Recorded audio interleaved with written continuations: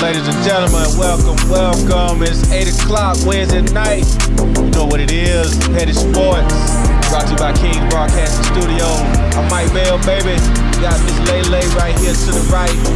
FamousFeez, Brother Banks on the end, and my man behind the ones and twos, Petty Man, making it do what it do. You know what I mean? Thank you guys for tuning in tonight. We appreciate it. Start that watch party. Call a friend, neighbor, co-worker, let them know we own. Tell them we in the building. Plenty to talk about with the sports game. You know what I mean? Week 6 in football. Lakers just shut it down. Hey, man, it is what it is. Where you at, Hoops? Prophet J4. Get at us, baby. We got a Petty Sports hotline, 678-871-9602. Yeah, we want to hear from you guys, man. That's how you can be a part of the show. We love to hear your comments and what say you, all right? 678-871-9602. ATL. All right. What's going on, Lay? Talk to him. Glad to be back, everybody. Glad to be back as usual. I'm blessed, feeling good tonight. All right. What's up, Brother Feez? Hey, man, you already know I'm always ready, but we got a whole lot to talk about, man. I'm about to go in, so y'all just be ready. Told you, looks like I tell you every week. Boy. Get your popcorn ready. Get it ready. I should have had some pop. You should have had DBZ. Hey, man, I'm glad. You know how you say I'm glad to be back? You know, you sound so cheerful because we miss you around here. Like, you know, you come around like the rent man once a month. Like I'm part-time or something. Yeah, you know, I know. I'm gonna do better. Part-time work more than that. It bees that way. Continue. Hey, nothing wrong with it. Do your thing, baby. Glad you to be here, man. We got a hot show for you guys tonight. Ready to kick this thing off, man. Woo! I know Feez don't want to talk about baseball, so I'm gonna give a shout out to our very own Atlanta Braves. They showing out. Doing our damn thing in NLDS. Right now we're down 15-1, I believe, in the game 3 of the NLDS to the Dodgers. But we are up 2-0 against the Dodgers, the perennial favorite to win it all. One of the highest payrolls in all of MLB. And here we are with a media company that's on us, and we don't want to pay no goddamn about it. But we doing our damn thing. Yeah, ladies and gentlemen. Hey, Mike, can we get a tomahawk chop since they banned them from doing it? We're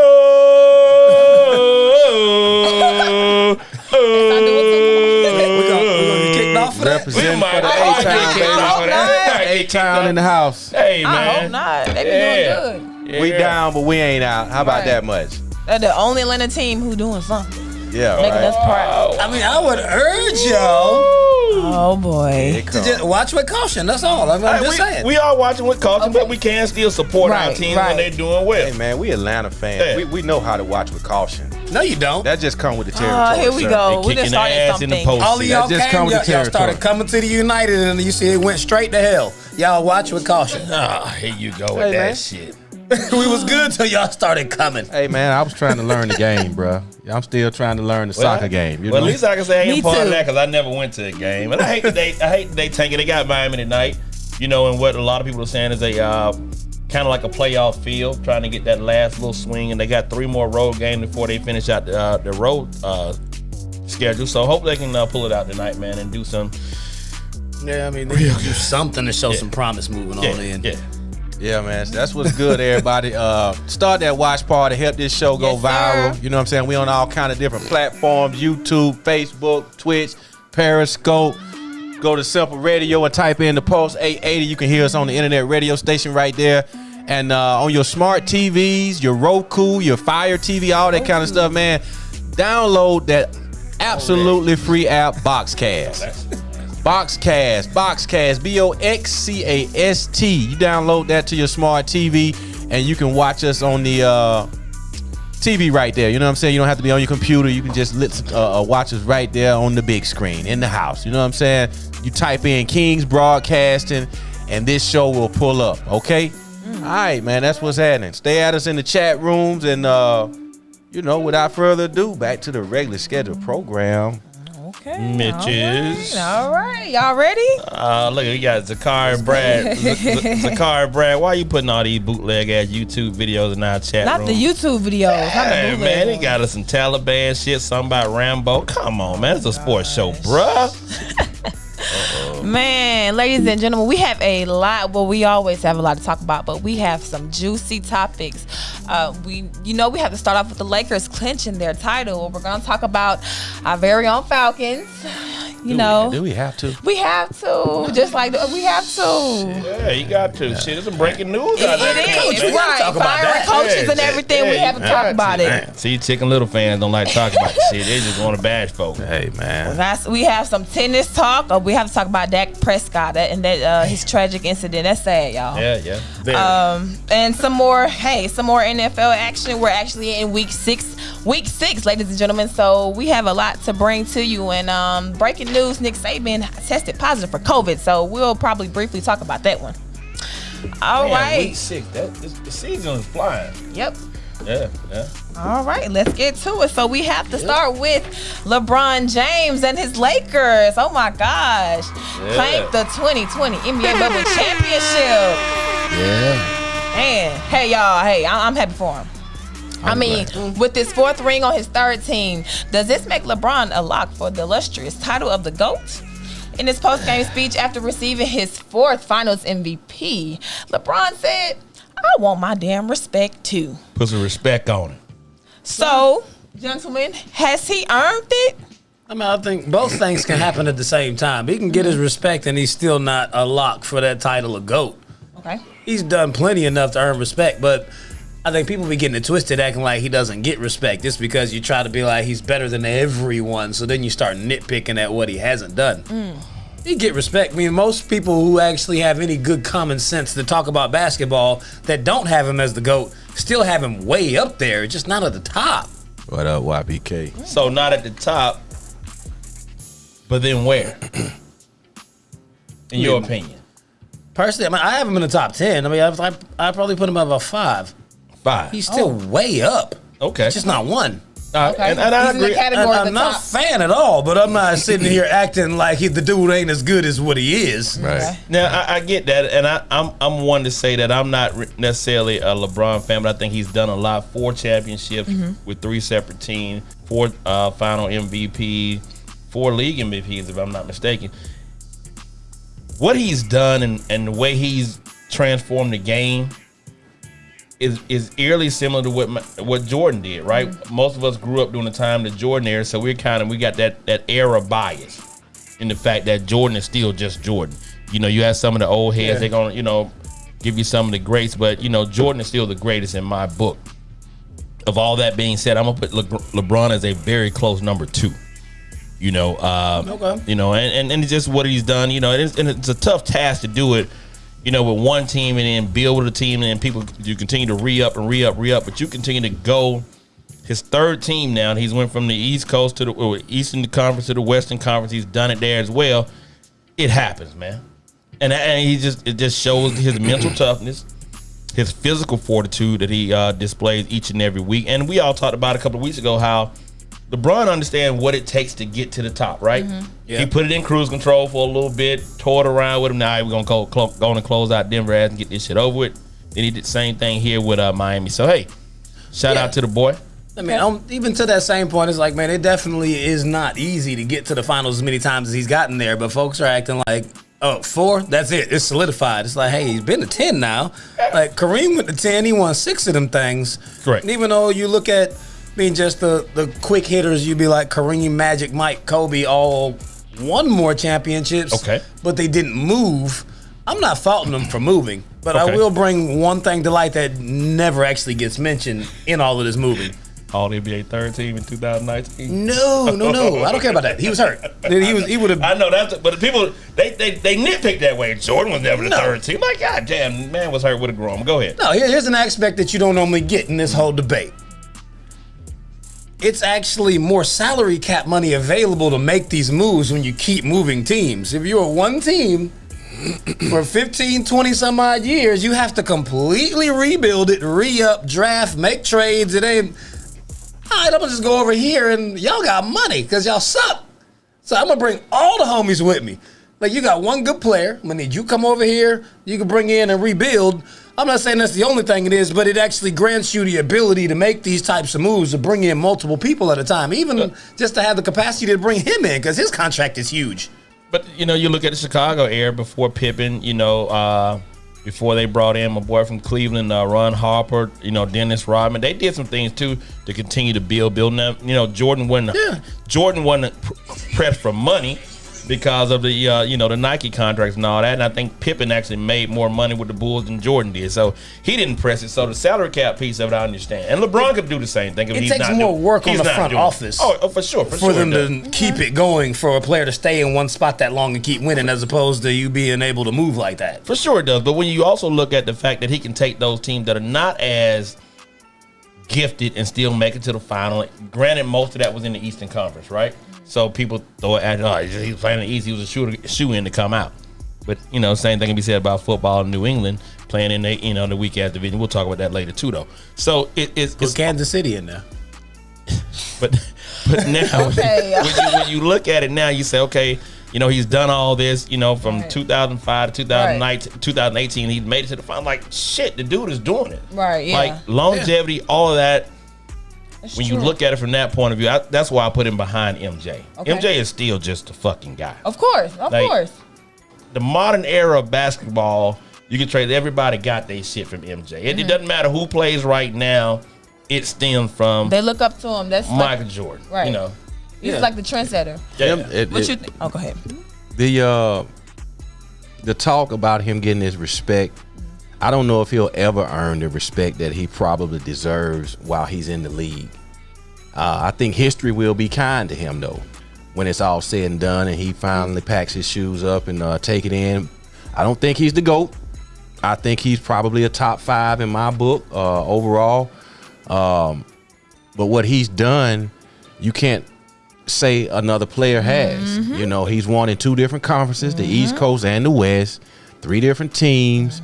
A lot of people argue saying that, he defers too much. Okay, that may be the case, but he's just a different kind of ball player. But he still gets it done. He finds himself in the postseason conversations quite frequently. Whether he wins it all at the end is a whole nother conversation. But I think that debate will go on for the ages. You'll have your LeBron lovers and you'll have your LeBron haters that nitpick, like Dwight said on the end. For whatever reason, they'll pick something. He didn't do this, or that didn't make him that, and he not a dog. He don't haul the ball at the end of the game when he need to be taking it. He's just a different type of ball player, and it works for him and the guys that play with him on the multiple teams and organizations he's been with. It works. It works. Yeah, people act like Jordan didn't defer to Paxson. Steve Kerr shot. People act like he didn't defer shots in big time game. It happens. It's in the Florida game. Whatever the reason may be. It happens. It's just that very last instance in Game 5 was just a little extra. Danny Green. I mean, the dude was 15 for 21 from the field. He was shooting over 70%. That might be his best shooting performance of his career. Wow. Definitely in the playoffs. The dude, he couldn't miss nothing. He went in for a routine drive and went too far in. It wouldn't have been 3 defenders on him if he had pulled up for a little quick fadeaway from like 15 feet. He'd have had one dude trailing, hit a little fade. The way he was shooting, he more than likely would have made it. Like, man, shoot the ball. But you're a basketball player, and you know just as well as I do the feel, your feel in your court and how you feel on your shot. And you drew it into the defense and you kicked it out to the open man. The play was the play. But everybody said LeBron shouldn't have did it. He was open. He was wide open. He still should have shot it. Sure. Yeah. Fucking airball. Well, honestly, I feel as though not only LeBron's the GOAT, but I feel like he's a legend in the making. So to do a timeline dating back, like the adversity that he faced, when he got drafted to the Cleveland Cavaliers, he really couldn't find his niche there. So he went to Miami, of course, to join, Bosh and Wade. Taking Montana to South Beach. Right. So, hey, that was known as the Big 3. 1, 2 there. Then, of course, I feel as though when he came back to Cleveland and won, that was their first championship, right? Yeah. I feel like that one was special. Yeah, their only championship. So I felt like that one was special out of, all of them. And then, of course, clinching one with the Lakers, because when I found out he was going to the Lakers, I really couldn't believe it, because I'm like, before they always used to compare LeBron and Kobe, who's better, and it's just like, okay, LeBron, he went to a different conference, and look at him now, won a championship with them. So I feel like he's a legend in the making. And I feel like people respect him, but they're always going to put, like you said, MJ, you know. He has over. to win another one in LA to cement himself as a Laker for life, though.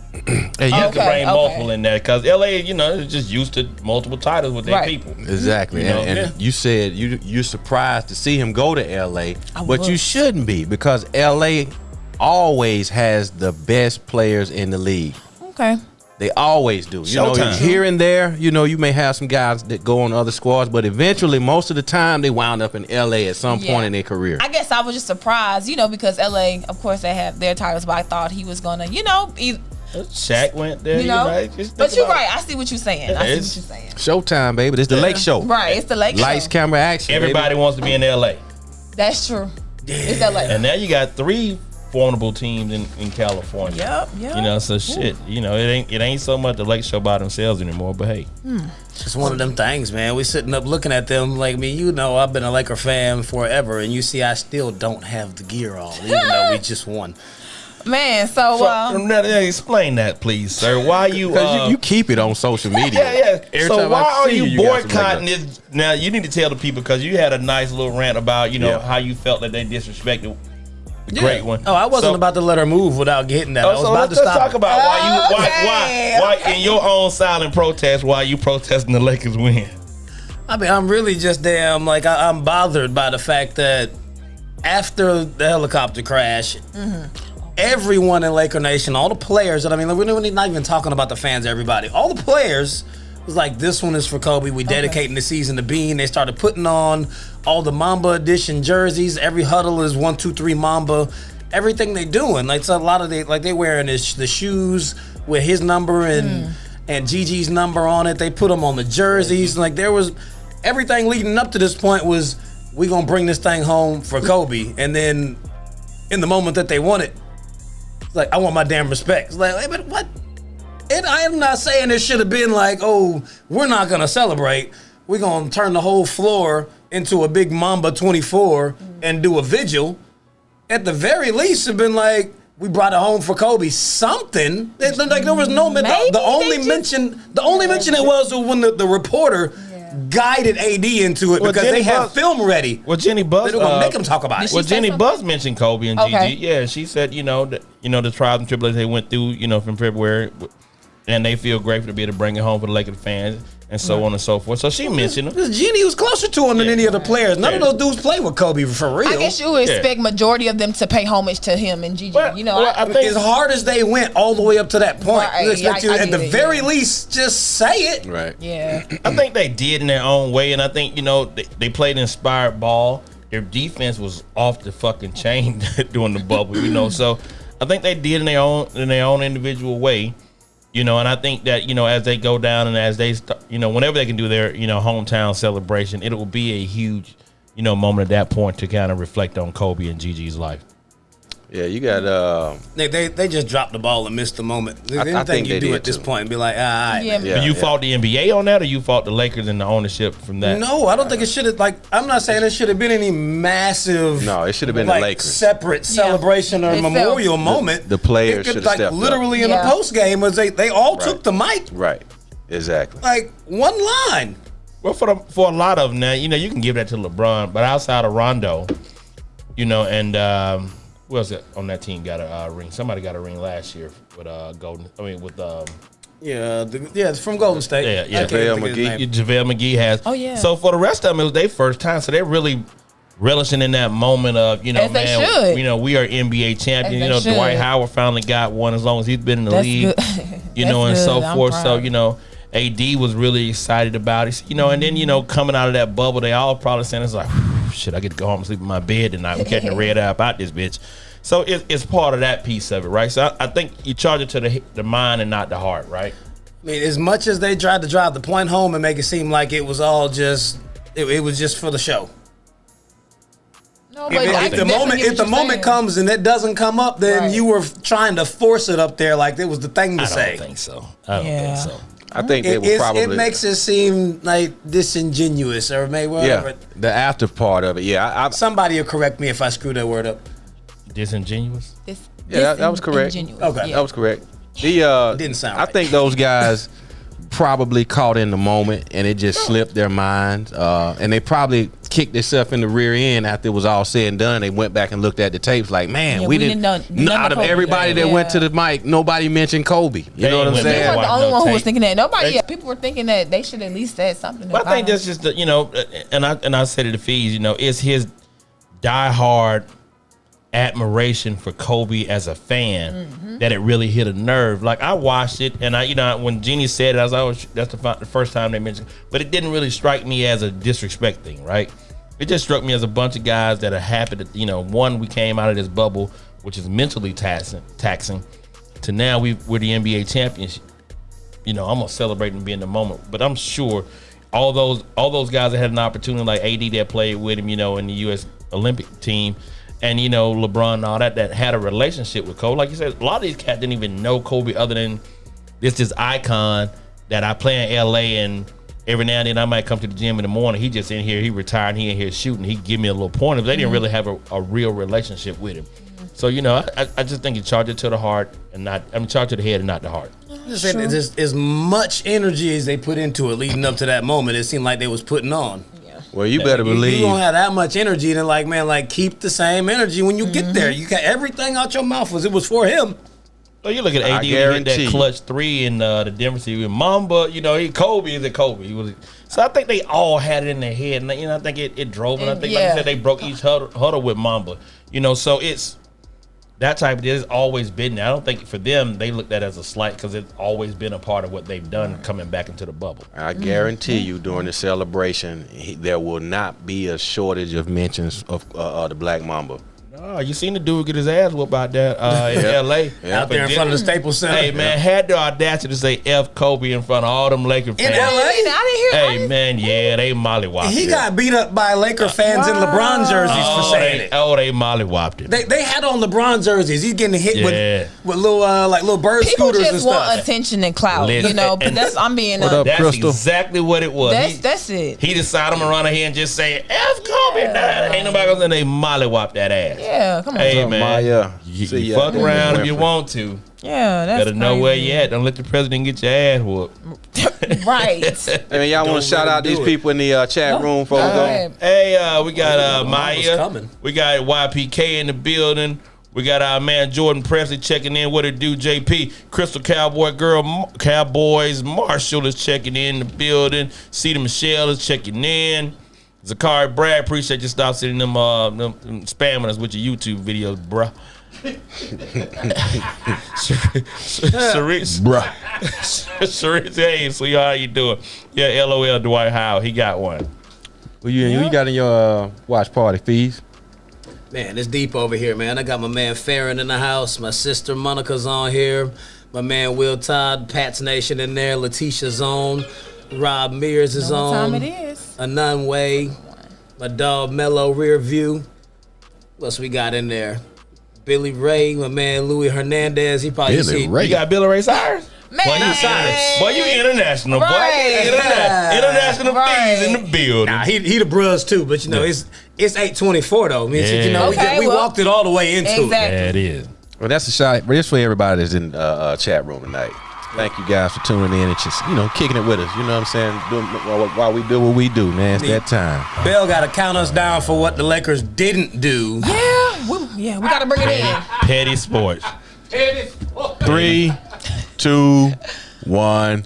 Kobe. Yes, sir. Every Rest in week. paradise. Rest in paradise. Every week right here on Petty Sports, we pay homage to the Kobe Bean Black Mamba Bryant. They could have literally done that. We had to get that in. Yeah, they could have. If it, Boy, you sick, but you hot about this shit. I mean, he's like a fan. I mean, I can understand Hot about that. this, yeah. I can understand that, man. All right, I'm with you. All these bronze sexuals in Laker nations are disrespectful. You call them bronze sexuals? Sexuals? Yes. That's a new That's term? a new one. I've Boy, never, come on with The it. Yeah, Bron that's new. Hive, That's the new. Bronnies, whatever you want to call You call them the Bronnies? You call them all think, this. speaking of that, you Okay, think Bronny got okay. you think Bronny got his ass whooped when his daddy got home the other day? I doubt it. I'm telling you, I think Bronny got that ass whooped. But did you still see worry him about in his game? respect. What was that? Game 4. When he got there with cheering when they He was lost, cheering when they lost, man. Hey, I was man. like, golly, he man. said to himself, I got one more day without an ass whooping. Because his dad done told him, come on, whoop your ass. Because not only are you disrespecting me and your mother, but you fucking with this brand. Yeah. You fucking with this $1 billion brand. Money team. And no matter what you do, it's a motherfucker gonna give you a shot to start your own shit, and you gonna fuck it up.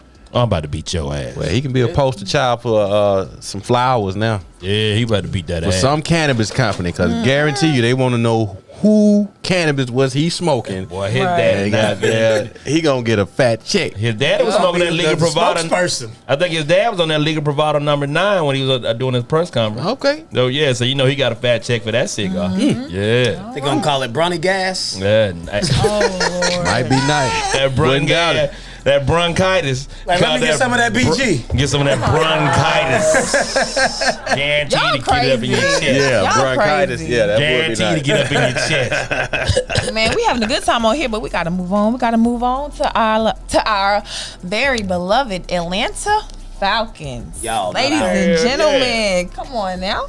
The Atlanta Falcons. Rise up, Mitches. The Atlanta Falcons finally fired head coach DQ, known as Dan Quinn, and general manager Thomas Dimitrov. TD. I call him TD. I call him TD. TD. Okay, cool. Yeah, me and TD go way back. So who should the Falcons pursue as the next head coach? And is Matt Ryan next up in the hot seat? So let's get one. Let's start one thing off Okay, first go ahead. with the head coach search. Head right? coach first. Okay. So the head coach piece of it, Vegas has already released some odds out there as to who should be the next head coach for the Atlanta Falcons. In the top 2 is Oklahoma's head coach Lincoln Riley, and then Kansas City's offensive coordinator Eric Bieniemy. Right now, Lincoln Riley is leading with 3-1 odds. Eric Bieniemy is 4-1 odds. Josh McDaniels' boys 11-2 odds. Byron Leftwich, good to see Byron in there at 7-1. Jim Harbaugh, we don't want to see Harbaugh at 15-2. Nor Dabo Sweeney at 8-1, and to round it off, Brian Dabo at 9-1. Raheem Morris, the interim head coach, actually came in at 10-1. So, if you ask me, we need to bring in somebody that has fire, has enthusiasm, but also has a feel for these new age players, right? And also has an ability to bring in an OC that is ingenious, knows how to win at this level right now, because the game is a lot different. And we'll talk about that when you talk about Matt Ryan being in the hot seat. I would love to see Eric Bieniemy come in here. You know, what he's done in Kansas City. People saying that Deshaun Watson is, pulling for him down in Houston. Okay.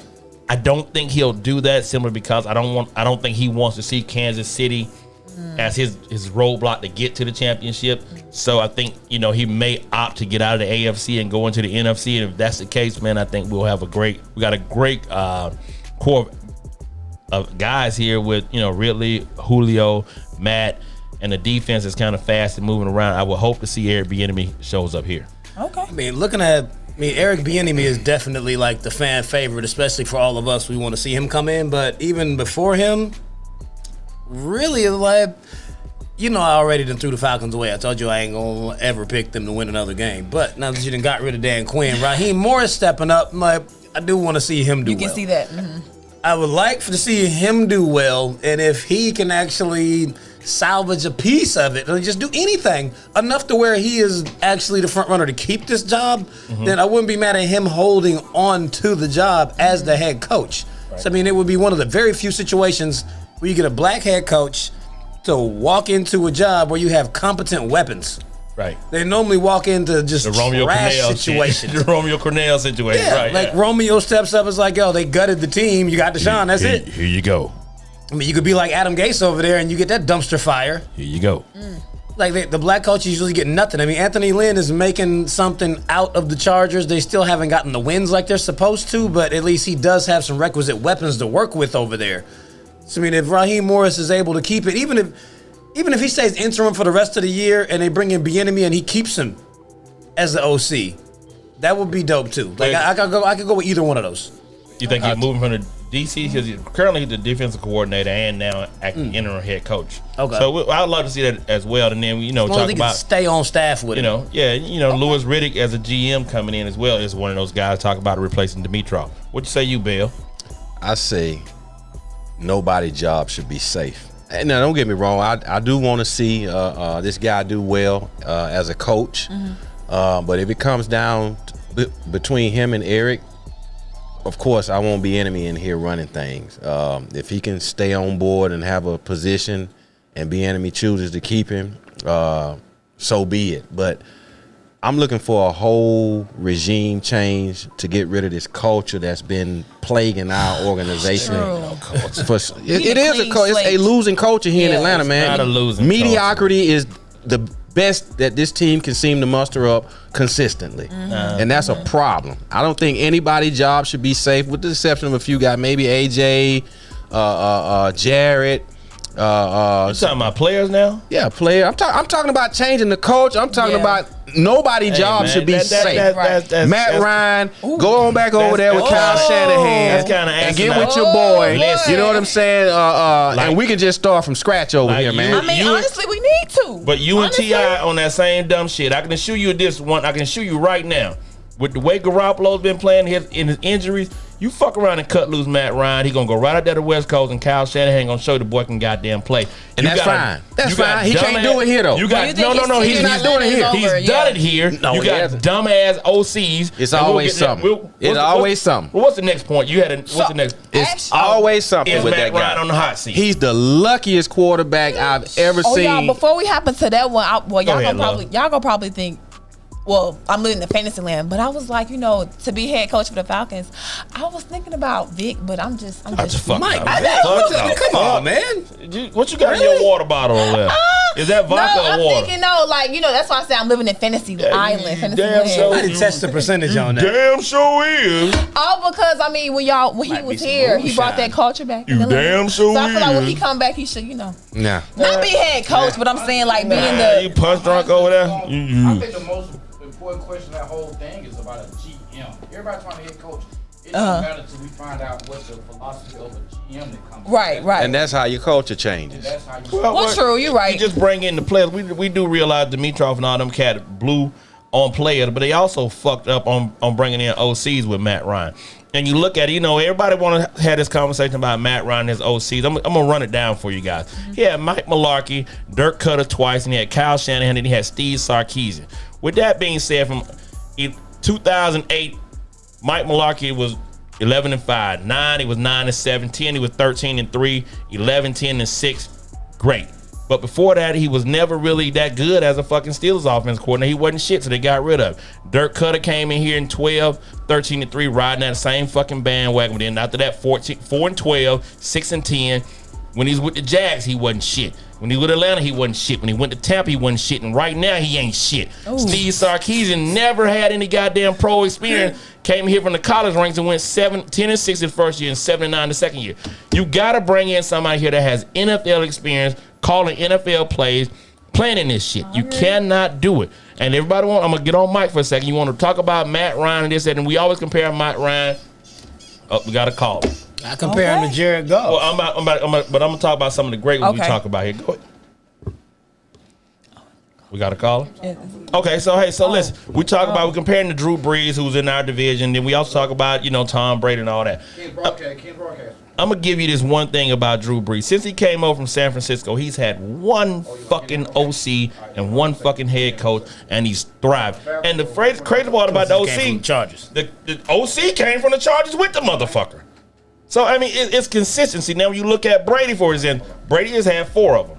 He's had 4 of them. They've been rotating. Yeah, but he's Charlie Weiss, Josh McDaniel, Belichick even stood in that 4th time as well. So, Bill O'Brien, too. And Bill O'Brien. So with those guys, they were consistent. They had a fundamental thing of, this is what the fuck we're going to do. Here we're going to do. He actually did his worst when he had Belichick as the de facto OC. Well, that's not Belichick's thing. It's not. It's not. But I'm saying, though, he's had consistency in that. He's actually had Josh McDaniel twice. Yeah, it's a second run. So, you look at it, you got to have consistency.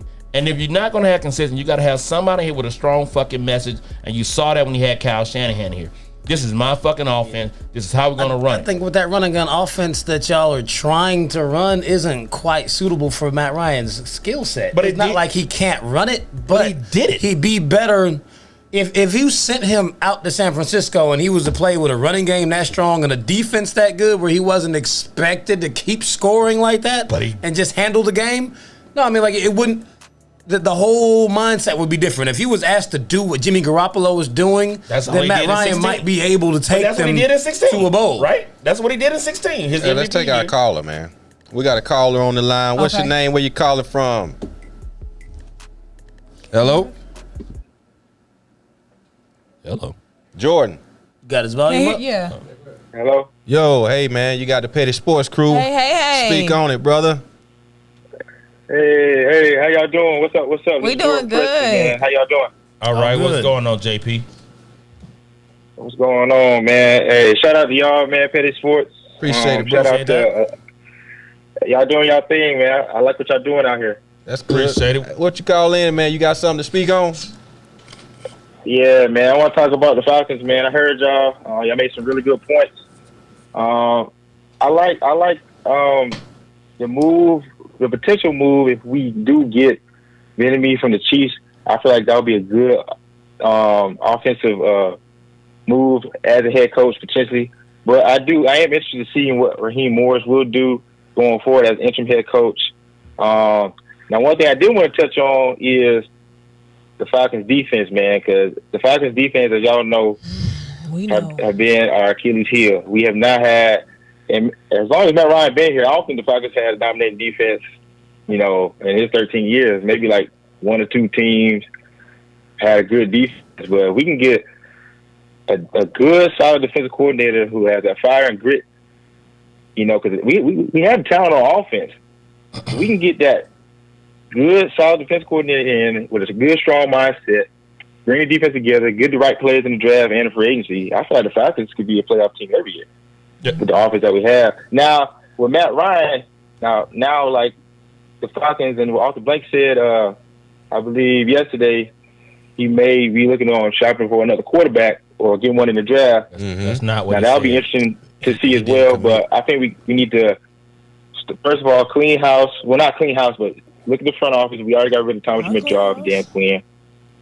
I feel like we need to, evaluate the whole team from front office to the roster, and then I feel like we need to address the defense more so than the offense. In my opinion, for the Falcons to rebuild and become a potential playoff team that we're accustomed to. So that's my breakdown of what the Falcons need to do to get back. All right, so Jordan, so two things. Appreciate your call. So listen, he did not say that he wasn't going to commit to Matt Ryan. What he simply said was that's not his decision to make. And you got to do that, and you got to play the political game because you cannot come in and saying you're looking for a GM and a head coach and automatically in a press conference hamstring him and say, hey, you can't get rid of this guy. When you had these interviews, you're going to say, hey, this is what we bring to the table. Now tell us how you plan to do X, Y, and Z. And if you have a strategy in place where you plan on get rid of a perennial Hall of Fame and say Matt Ryan or Julio Jones, you better have something damn solid in place that's going to give up win, that's going to show wins immediately. Or have something in place where you got a leeway to work with the guys you got. Now to touch on what you said about our defenses, man, since Matt Ryan has been here, we've only had 3 times where our defense has been in the top 10. Every other season, we've been in the bottom half of the fucking league since 2008. Exactly. That says a lot. But people want to say, oh, no, it's Matt Ryan, it's Matt Ryan, it's Matt Ryan. Barring the injuries that they had in the 2013 season, even 2 years ago when they had the injury, people got to look at it from that perspective. Everybody want to be the Chicken Little fan and jump off the fucking goddamn bandwagon. Oh, Matt Ryan sucks. No, he does not suck. And you said those 3 times they've been top 10 in what? I said they've been in overall defense. They finished in points allowed. They were fifth in 2010. They were fifth in 2013, which they were both 13. Appreciate you calling in, Jordan. And then you also had in 2016, they ended up being 8th. Okay, yeah, I mean, a lot of times they be top 10 in yards. Overall, usually it's yards allowed, and that stat is crap. Well, points allowed. I only consider the points when we talk about defense. Yeah, points allowed because that's what the defense win ball game. You got, you can be. Like right now, our defense was number 7. I said, appreciate you calling, Jordan. You take it easy, bro. All right, Jordan. Thanks for calling in. Going into last week's game. All right, thanks for having me, y'all. All right, No JP. problem. Appreciate it. For sure. Yeah, I mean, Our defense was actually right but our pass defense going into last week's game was number 7 in the league against the pass. Like that's bullshit. Like you can look at that number. Oh, we ain't doing too bad. Nah, they getting gassed because they on the field too fucking long. Yeah, I mean, the yardage defense, those stats are always so subjective to what your offense is doing and what the other team, whether or not you're up or you're down, how that will go. So that's also don't really put a whole lot of stock into the yards. mean, like a team that gets up a lot early, their pass defense will look like it sucks because the other team is not running anymore, and their rush defense will look like it's great. Right. But they really can't stop the run. They just scored so many points against the teams they were playing That they went into a pass-only mode. But their rush defense really ain't that good. So then you meet a team like a Tennessee or a Baltimore, What up, Shaq? and they run the ball down your throat and control the clock, and all of a sudden it's like, damn, how did they do that to you?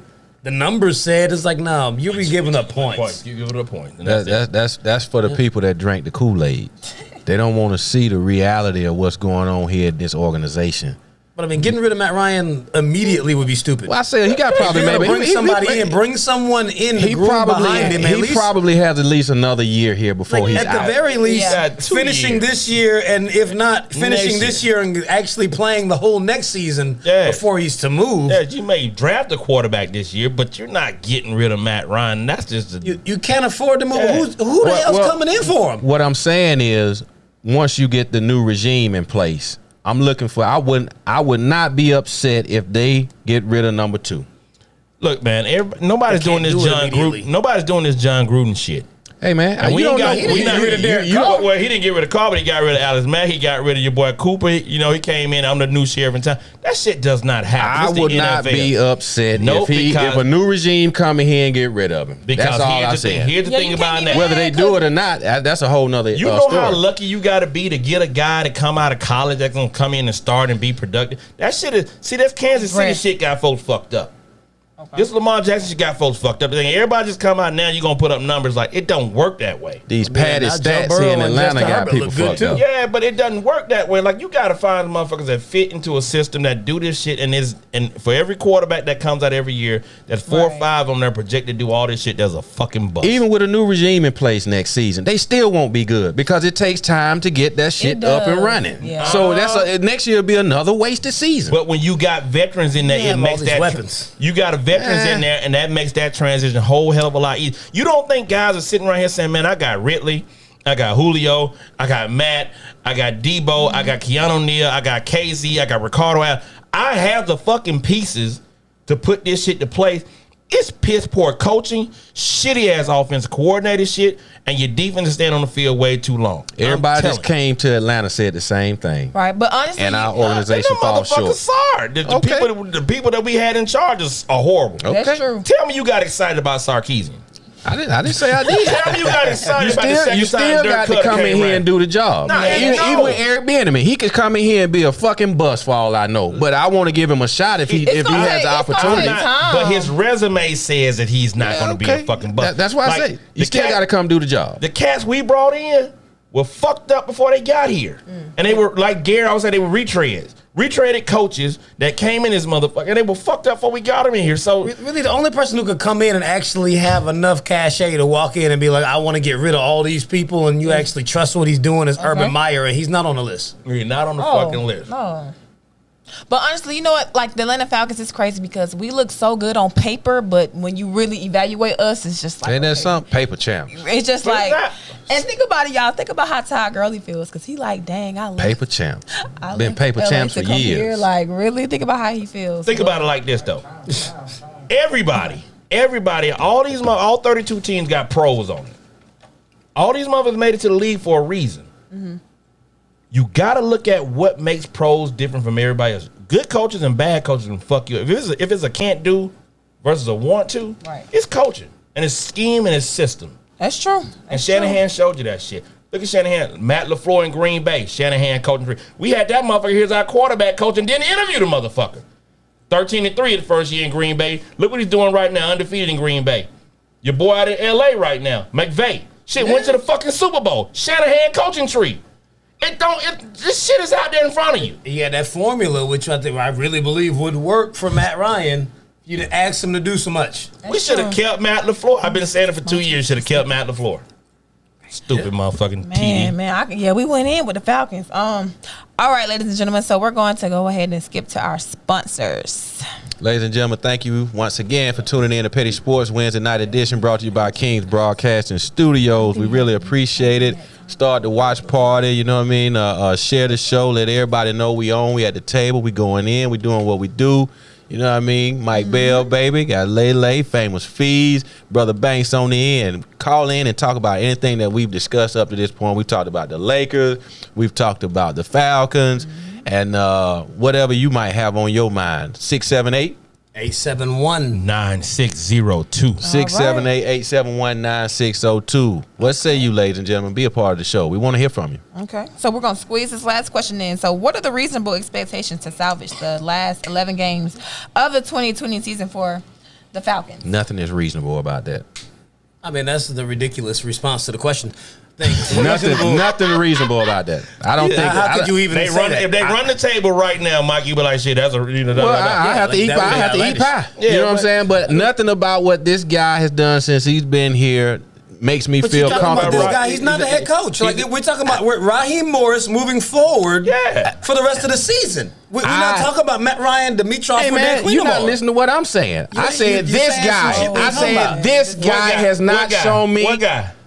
Raheem Morris. But you just said out your mouth, I want him to succeed. I do, but he now still you hasn't just shown me goddamn dogged any. him out. No, I said This I guy. wanted him to succeed, but Chicken nothing little he's fan. shown me up to now has Chicken proven little to me that he can get this team rolling enough to go and be You can't competitive. answer the question. We're going to answer the question. Yeah. Okay. Reasonable expectations, in my opinion. I mean, initially I was thinking like, man, I think optimistically, if we were looking at like 8-8 and 9-7, but looking at the schedule, I think 6-10 would be reasonable, which would be 6-5. He would be over 500 to finish the season, seeing as how you got the Saints twice, the Bucks twice, the entire AFC West. Like the rest of the remaining schedule ain't that easy. I mean, you have Minnesota, Detroit, Maybe 2 Carolina. games. To be out of those games, Maybe 2 games. if you can take 6 of them, I think that would be reasonable, considering you just made a change and you're looking to try to change a whole culture and atmosphere. Right. I look at it saying about 6-10, and here's the difference with that being Raheem Morris knows both offense and defense. He came over, he was already the wide receiver coach. He's done that. He's got that transition. He has respect of the players as well. Former head coach, I think he's going to bring a different energy than what you have. He's already started out by firing the special team coach, which we all look at the debacle during the Dallas Cowboys game. So a 6-10 record with that coming out, will it save his job? I don't know. I think he would have to win at least 8 games to save his job. Highly unlikely, given what we said about the season. But I think it gives him a leg up to even get some good footage on there for another coaching job down the line, or if the new head coach, the new regime come in to keep him. Okay. All right. Well. 6 will get him a look. 8 might actually get him the job. I see 2 more wins, possibly nothing more. You said more. It ain't got nothing. We don't have so. We getting furious about our But Falcons. we got a lot of our guys coming back from being injured, so Okay. hopefully that'll help us out as well. So that swings in his favor as well. You can't discount injuries. Okay. Well, that's true. Well, dang. Well, we went in on our Falcons, didn't we? Woo. Yeah. Okay. Sensitive topic. bird. Y'all Falcons. Okay. Well, our Falcons. All right, ladies and gentlemen. So we're going to move on to some tennis talk. The French Open. Rafael claimed his record 13th French Open title over world number 1 ranked Novak Djokovic in straight sets to tie Roger Federer with 20 Grand Slam titles. Is Nadal the greatest men's tennis player of all time? I mean, you know, he's my favorite men's tennis player of all time. I think he has enough accolades for you to actually, I mean, he's definitely in this conversation, seeing as how him and Roger Federer are both tied at 20 Grand Slam titles. But he's got 13 French Opens, I mean, which is, no one can beat him on clay. It's just a foregone conclusion. If he plays on clay, it's a wrap. The man is 102. Like, I'm going to say that one more time. The dude is 102 on clay. You do not beat Nadal on the clay court. For you math heads, that's 98% win percentage on clay. But even on top of that, I still, just like the last time we spoke on this, we spoke on it a while ago. I mean, Novak Djokovic has 18 majors. So, I mean, he's sitting there with 18. He's 2 behind him. He's a slightly younger than Nadal. They're both younger than Federer. Mm-hmm. I don't think Federer really has got any more in him because he cannot beat Nadal. I mean, he can't beat Djokovic anymore. And Nadal struggles with Joker. He ran him off the court in the final for the French Open. But Federer, Novak Djokovic has a winning record over Nadal in the head-to-head. And I don't think that'll change when they're playing off of clay. When they play on grass or when they play on hard courts, Djokovic knows how to get that job done. And the clay just isn't quite fair. But if I have to go on where they're going to go, like where they're going to project, if Nadal is to actually stay in the lead for the most Grand Slam titles, he'll have to play however many more French Opens it takes to stay ahead, which I think that Djokovic is eventually going to pass him because he wins the Australian Open, he wins the U.S., and now he started taking Wimbledon's. I still think Djokovic is the greatest of all time, but I like Nadal better. Okay. Now, with that being said, you giving the king of clay, you give his win percentage of that. What do you think is the reason why he does so well on clay versus other surfaces? Man, he's from there. I don't know. Like, I guess that's where he learned how to play. So, he's the Spaniard. He comes out. He's like, that clay is just natural to him. He slides. I mean, I don't even think the other surfaces are actually good on his body. Like, you probably play longer if he stops playing in the hard court tournaments. Because he's like amazing at using the clay court to his advantage. He'll run down a ball that's deep and run full speed and slide like 15 yards and be ready to come back the other way. And his anticipation is like none other. Right. The way he places the ball, it's like when he's on, you can't beat him on any court, but he's only proven like on one stretch that he could do that off of the clay. Right. Okay. And I agree with you on that. And I guess, playing it and turning pro at like 15 years old and then been playing it all that time, that's the surface he's used to. It's like home field advantage. Yeah. Okay. Pretty much. What up, Tammy? Like then he figured he figured out the golden secret on how to beat Federer. He's like, man, I'm gonna hit the ball to his backhand every single play. That's your weakest stroke. I'm gonna hit it every time and just make you unforced error your ass up out of here. Force you to beat me. Yeah. There it is. No one else really is able to do that to him. Our resident tennis expert. You got anything, Cuz, to add on to that? No. Nadal is the man. All right. All right, ladies and gentlemen. So we're going to jump back into football. So unfortunately, Dak Prescott broke his ankle and underwent surgery on Sunday. So was Sunday's Dak last game as a Cowboy, and what could possibly be the best landing spot for him? I mean, it was unfortunate that happened to him Sunday. So do you all think he'll still be a Cowboy when he gets better?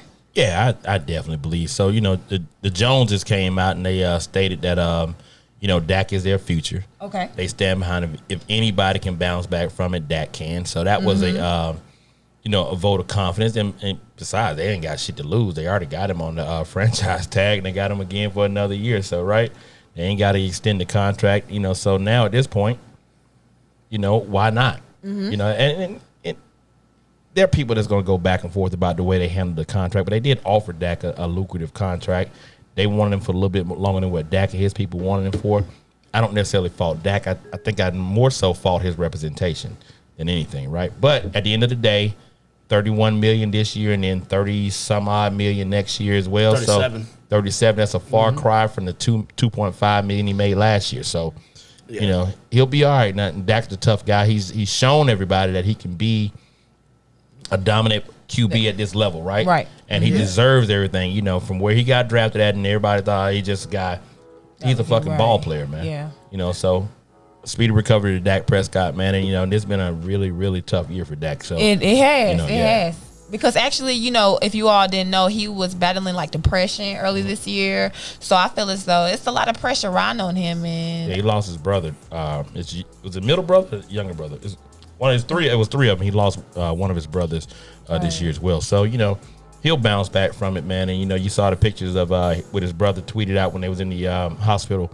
He has a close-knit family around him, man. So that guy, always good. He'll be all right, man. Keep your spirits up, Dak, man. We look forward to seeing you on the field again, brother. Yes, sir. Yes, sir. Much love. I don't know if I see him in another Cowboys uniform. I think it depends on what Andy Dalton does. Ooh.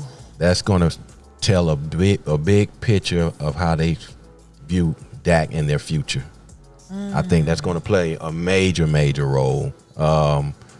It's just the nature of the business, I like Dak, and I hope he does gets it together and he can return and be something special. But I think Andy Dalton is probably, if he has a great year to finish up this season, they probably won't bring Dak back. Shit. I shouldn't have let you talk first. Yeah, what he said, basically. Y'all agreeing on something? Yeah, I literally was going to say exactly what he said. It's going to depend on what Andy Dalton does. Mm-hmm.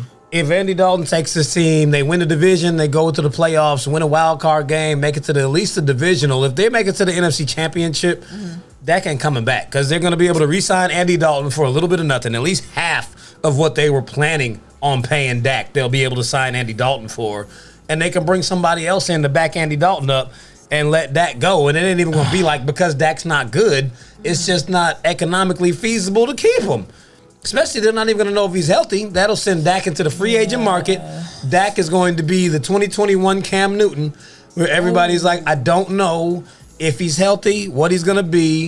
He's going to have to go play somewhere for a very small contract and prove himself and go ball out and reinvent himself. He doesn't have as much on his resume as Cam does, but I think he'll end up in that position if Andy balls out. I think if that's the case, I would love for the Falcons to throw our hat in the ring. I'm not a I could see that. I'm not a Dak, To but be honest. he is that guy that with that will to to fighting that new guy. With a bad will, you don't know how mobile he'll be, but he'll still be a step up from a lot of guys out there from an athletic standpoint. If it comes back, there's no tendon, no nerve damage. Like they say, a break sometime it comes back stronger than it ever was, right? That's true. He may be a better version of himself. So I can definitely see him coming back. If not in the Cowboys uniform, it'd just be another blunder for the Jones boys over there, and they'll fuck around. I hope if he doesn't come here, go somewhere in their own division and beat their ass. Well, hey. Well, yeah, I can for him. Like I said, he went through a lot of pressure even before he got injured. But I hope that he will remain a Cowboy. But just like you all said, the NFL is a big business, and it's fast paced. And if you're not being, this injury, but if you're not being productive as they want you to be, then they'll move on to somebody else. So that's just how it goes, Oh, they absolutely will. Yeah. Wow. Well. And he bet on himself, right? And we all talk about it all the time. I think he should have signed a contract. But I said the same thing, but should have. Yeah. But he bet on himself because it had I think 125 was guaranteed. So all he had to do was come back and be physically able to make the team, and he would have gotten that money. So Wow. Speedy recovery, Dak. Yeah. Yeah, man. Like the landing spots for him are real though. Yeah. With that. All over the league, bro. Think about that. I can definitely see that though, because he's 27. He's still.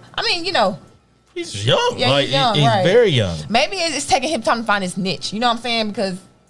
And if you look at his play, yards. His play has not necessarily been predicated on him not being able to do his job. It's been a lot of, Zeke got the contract last year, did not show up, didn't have the greatest offensive mind, called him fucking played for him and all that shit. So get that guy with an offensive coordinator that's kind of creative. I think Dak would do good deals. Just hope he's outside. If he's not with the Falcons, hope he's outside the NFC. Well, okay. I can see that. Okay. All right, ladies and gentlemen. So we're going to move right along. Back to our sponsors. Landing spot. Hey, ladies and gentlemen, thank you so much for joining us tonight. You're watching Petty Sports Wednesday night edition, brought to you by Kingz Broadcasting Studios. For everybody that started that watch party, thank you so much. If you haven't, what you waiting on? You know what I'm saying? You can go check us out on several different platforms: YouTube, Bookerface, Twitch, Periscope, Twitter. You can go to Simple Radio, type in the Pulse 880, and hear us right there on the internet radio station. Type in Boxcast on your smart TV. Watch us on the big screen at the house. Type in Kingz Broadcasting on Boxcast. That's another absolutely free app that you can download on your device, your Fire TVs, your Rokus, your smart TVs in general, Apple TV, all that. Boxcast, Boxcast, and type in Kingz Broadcasting Studio, and you can watch us right there on the big screen, man. So everybody that's supporting the show, we really appreciate it, man. We do this for you guys. Without no you, there's no us. Thank you so much. And ATL, ho, back to the regular schedule program. Yes, That's sir. Kingz with the Z. Kingz with the Z. Yes, sir. Yes, sir. All right, ladies and gentlemen, we're moving right along. So back to, of course, we're still in football. Through 5 weeks, the Seattle Seahawks are 5-0. And Russell Wilson is playing the best football of any player in the league. So, are the Seahawks the favorite to win Super Bowl 55? Because he's looking pretty good. What did she say, Feez? Did she do it? What happened? Did she do it? Did she do it? I didn't even catch it. I didn't catch it either. I didn't catch it. Can you read that again one more time, Lele? Okay, through 5 weeks, the Seattle Seahawks are 5-0. And Russell Wilson is playing the best football. Okay. Hey, I lost the bet. I lost. She we didn't got actually it bet right. anything, but I lost it. She got it right. Okay. All right. Go ahead. No, go ahead. Go ahead. Don't they just messing with you, baby. Tell them you can damn read. You can damn read. And I'm not God skipping damn, because we answered the last question. And you a college graduate. Tell them Come on, kiss your I'm ass. glad you're on my side. All that shit. I'm with you, Layla. Tell them kiss your ass. Like, I was really lost. Like, okay. Again, You good, through 5 weeks, the Seattle Seahawks are 5-0, and Russell Wilson is playing the best football of any player in the league. Are the Seattle Seahawks the favorite to win Super Bowl 55? What do we think? I think they're absolutely the favorites in the NFC to make it. I mean, given how good Russ is playing and the rest of their schedule, I looked at their schedule. It's like, oh my God, they really don't play anybody. Like, just like from what the teams actually have materialized into through 5 weeks. But we thought San Francisco was going to be good. Their whole team is hurt and they look terrible, even when Jimmy came back. The Rams are iffy. Like, they might can show up, they may not. And the Cardinals are like, nah, they're not nearly as good as we thought they were going to be. They showed up real big week 1 with Hopkins having a huge performance. But we also realized that San Francisco ain't that damn good, so that game didn't mean as much as we thought. But outside of them, they got the AFC East, Atlanta, and Minnesota. It was like they could easily go 14-2, take the number 1 seed in the NFC, get a bye. All they have to do is win the divisional round and the NFC Championship. So, I mean, they're only going to have to win 2 games to get there because they'll have a nice clean slate on the way in.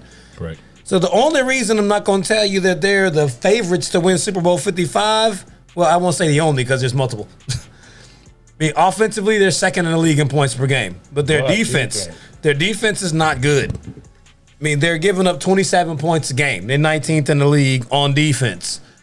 They haven't really played a bunch of teams that are defensive juggernauts. I mean, they did light up New England's defense, which was at the top of the league last year. But they're headed on into the rest of the season. They're not going to be tested very much. The rest of I guess all in Russ we trust. They're playing close games every week. So it's like, is Russ going to be able to do this 11 more times throughout the course of the season and have juice left for the playoffs? I mean, I really think that I can see Seattle ending up being the 2020 version of the Green Bay Packers from 2019. Green Bay went 13-3. They got destroyed by San Francisco in the regular season. And then they met San Francisco again in the NFC Championship and got ran off the field the same way. So I think we can see the same thing out of Seattle this season that we saw out of Green Bay. They're going to have a great record. Russ will probably be in the MVP conversation, if not win it this year. But I don't think they're going to the bowl. I think the only thing that'll stop them from getting to the bowl will be like the aforementioned Green Bay Packers. You know, Matt LaFleur got those boys playing pretty good. You got a resurgent Aaron Rodgers with something to prove, right? Drafting a quarterback early in the draft. That early on in the NFC, they seem to be the class of the league, right? And so, you know, you look at to seeing them guys in the NFC Championship game. Hopefully it'll be a great game, and I look forward to it. But right now, Russ is that guy. Yeah. You know, you look at the debacle that Mahomes had for league MVP. You know, I think, you know, we talked about Belichick and the New England Patriots showing people how to beat Kansas City in that speed offense, right? Russell, them outside of their defense, looking pretty damn unbeatable. And as long as he continues to play at that level, keep that up. Like, you know, Fee said, you know, he hasn't been able to start strong and finish strong in his career. So hopefully he can do that, you know, with Metcalf and, you know, Chris Carson doing their damn thing. It's going to be a team effort. I think that he's now in that maturity stage of it. You know, he early on in his career, he got a lot of success, right? Should have had a couple of Super Bowl. He got one, should have had 2.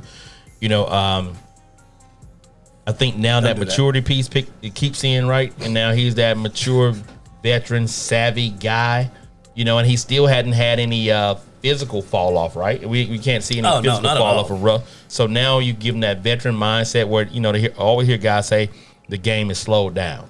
So that's how you look at Russ. He's going there having fun, man. He's having his home life is intact. You know, he's a happy wife, happy life. True. You know, got a new baby and all this stuff. So Russ is doing his damn thing, man, right now. Mike laughing because Sierra putting that thing on him. He got down around that thing. Hey, man. But it's real, though. Hey, she happy, so hey. Just like It's you said, real, happy so if wife, happy life. you ain't got to worry about the shit at the house. Your mind is clear. You just show up to the field and do your damn job. And that's what Russ is doing right now. And, you know, for all the knock and the naysayers that talked about Russ, he has this offense clicking on all cylinders right now. And with the schedule, like I said, he could easily be 14-2, or we even talked about it. Be 16-0. It is not beyond reach, other than the fact that, you know, history doesn't say that you're going to go there. You know, you're going to have a drop here. It's extremely hard to do. I mean, if Russ doesn't have a good day one day, you don't win. They're winning on his back. Yeah, a couple of turnovers here, things that happen. It could happen. So 14-2 is highly likely, but 16-0 is not outside the realm of possibility. So I look forward to seeing how this season pans out for Russ. The schedule is set up for them. They only have a couple of trip games in the Rams and the Bills. And, you know, if the Cardinals fuck around one day and be clicking on all cylinders and tax that defense, you could have a problem there as well. So we'll see how this thing goes. And right now, he is my vote for the MVP, if I had one. And one day we will, because we're going to have press passes on this motherfucker. We're going to be voters. Oh, yeah. I believe Seattle are very poised to at least come out of the NFC. Whether or not they take it to the Super Bowl and win it, it's a whole lot between now and then that can happen to change that paradigm, if you will. And they with the injuries and stuff that goes on throughout a tormenting football season. But I like him. I've always been a fan of Russ. I remember early in his career, a lot of people was doubting that guy because of his size. They didn't feel like he would be able to make the adjustments at the NFL level to be remotely close to the player that he is. And he's just at every step along the way proving the naysayers, pundits, or whatever you want to call them, wrong. He performs at a very high level every week. He's a great guy, seemingly on and off the field. He's not somebody that's always in the media for drama and doing stuff to cause negative attention to his family or his teammates. So big shouts out to him, man. I believe he stands a great chance to make it to the Super Bowl. Okay, yeah. I mean, honestly, the Seattle Seahawks, they're actually fun to watch. And if you all didn't know, so the Seattle Seahawks, they are the first team in 2 years to win without converting a third down. They went 0-7 on third down against the Vikings. So I'm like, that's exceedingly rare. What's mine called? Guess what? We got J4 on the line. Oh, they play the Vikings this week? Who's that? I think they got a bye. My bad. Yeah, they played them. They played them. Yeah. Hey, J4, what it do? Yo, what up, Petty Sports fam? What's happening with the profit? Hey. My man. Indeed. I couldn't let this season go by, man. Close the season out, man, without touching down with the family, man. I had to at least, let y'all know, man, prophecy is still with us, man. It's not over yet, Hey, I feel that. Well, this season it is. Man. You know what I'm saying? Yeah. For this season it is, but it's a long way to Madagascar, man. You know what I'm saying? It's a long road, brother. But is that where I gotta salute those champs, man. Yeah, man. I gotta salute the champs, though, man. My boy. The boy over there, FamousFeez, he called it like it was gonna be, man. He said Miami will get one more, and then close them out, man. So I gotta give my hoop proper hat to the boy, man, to my man at Petty Sports, FamousFeez, man. Salute that brother. Hey, J4. Okay. J4, while we got you on the line, let me ask you this real quick. I know you're a devout Jimmy Buckets fan, and now that he's with the Heat, you hung a lot of praise on those boys.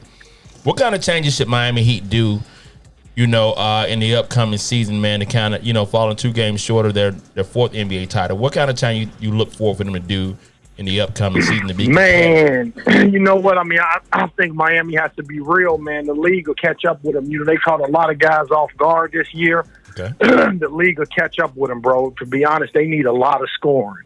They need a lot. I think we saw that. You know what I'm saying? And Jimmy is not a scorer like that, man. He can put up, like, I know his patterns. Like I told y'all, he'll score big one night, and then he has to take a break. He's not really built like that. So they really have to concentrate on scoring, and they got to shore up inside, man. Okay. I think Bam is not really an inside force. We saw that when he went up against Dwight Howard, man, that almost killed the boy, ended his career. So I say, man, I can't think of anybody else, man, but I think it's Embiid type, somebody that can score, that's a big body down low. I can't think of any other player. I hope they don't do something foolish like what's the big boy down there in San Antonio played with Portland all those times. Don't go get a fake Fugazi big like him that can score. Aldridge. Don't get a big like him that can score that's going to be available. They got to get a real big. I can't think of any other big unless they can pull something in the draft. But if they do, man, somebody is going to want, like a Wiseman, somebody is going to want one of these young rookies, man. So I don't know, bro. I think. Do you see Embiid possibly going to Miami? You think with Doc Rivers going over there? Doc has doubled down, man. They keeping them boys.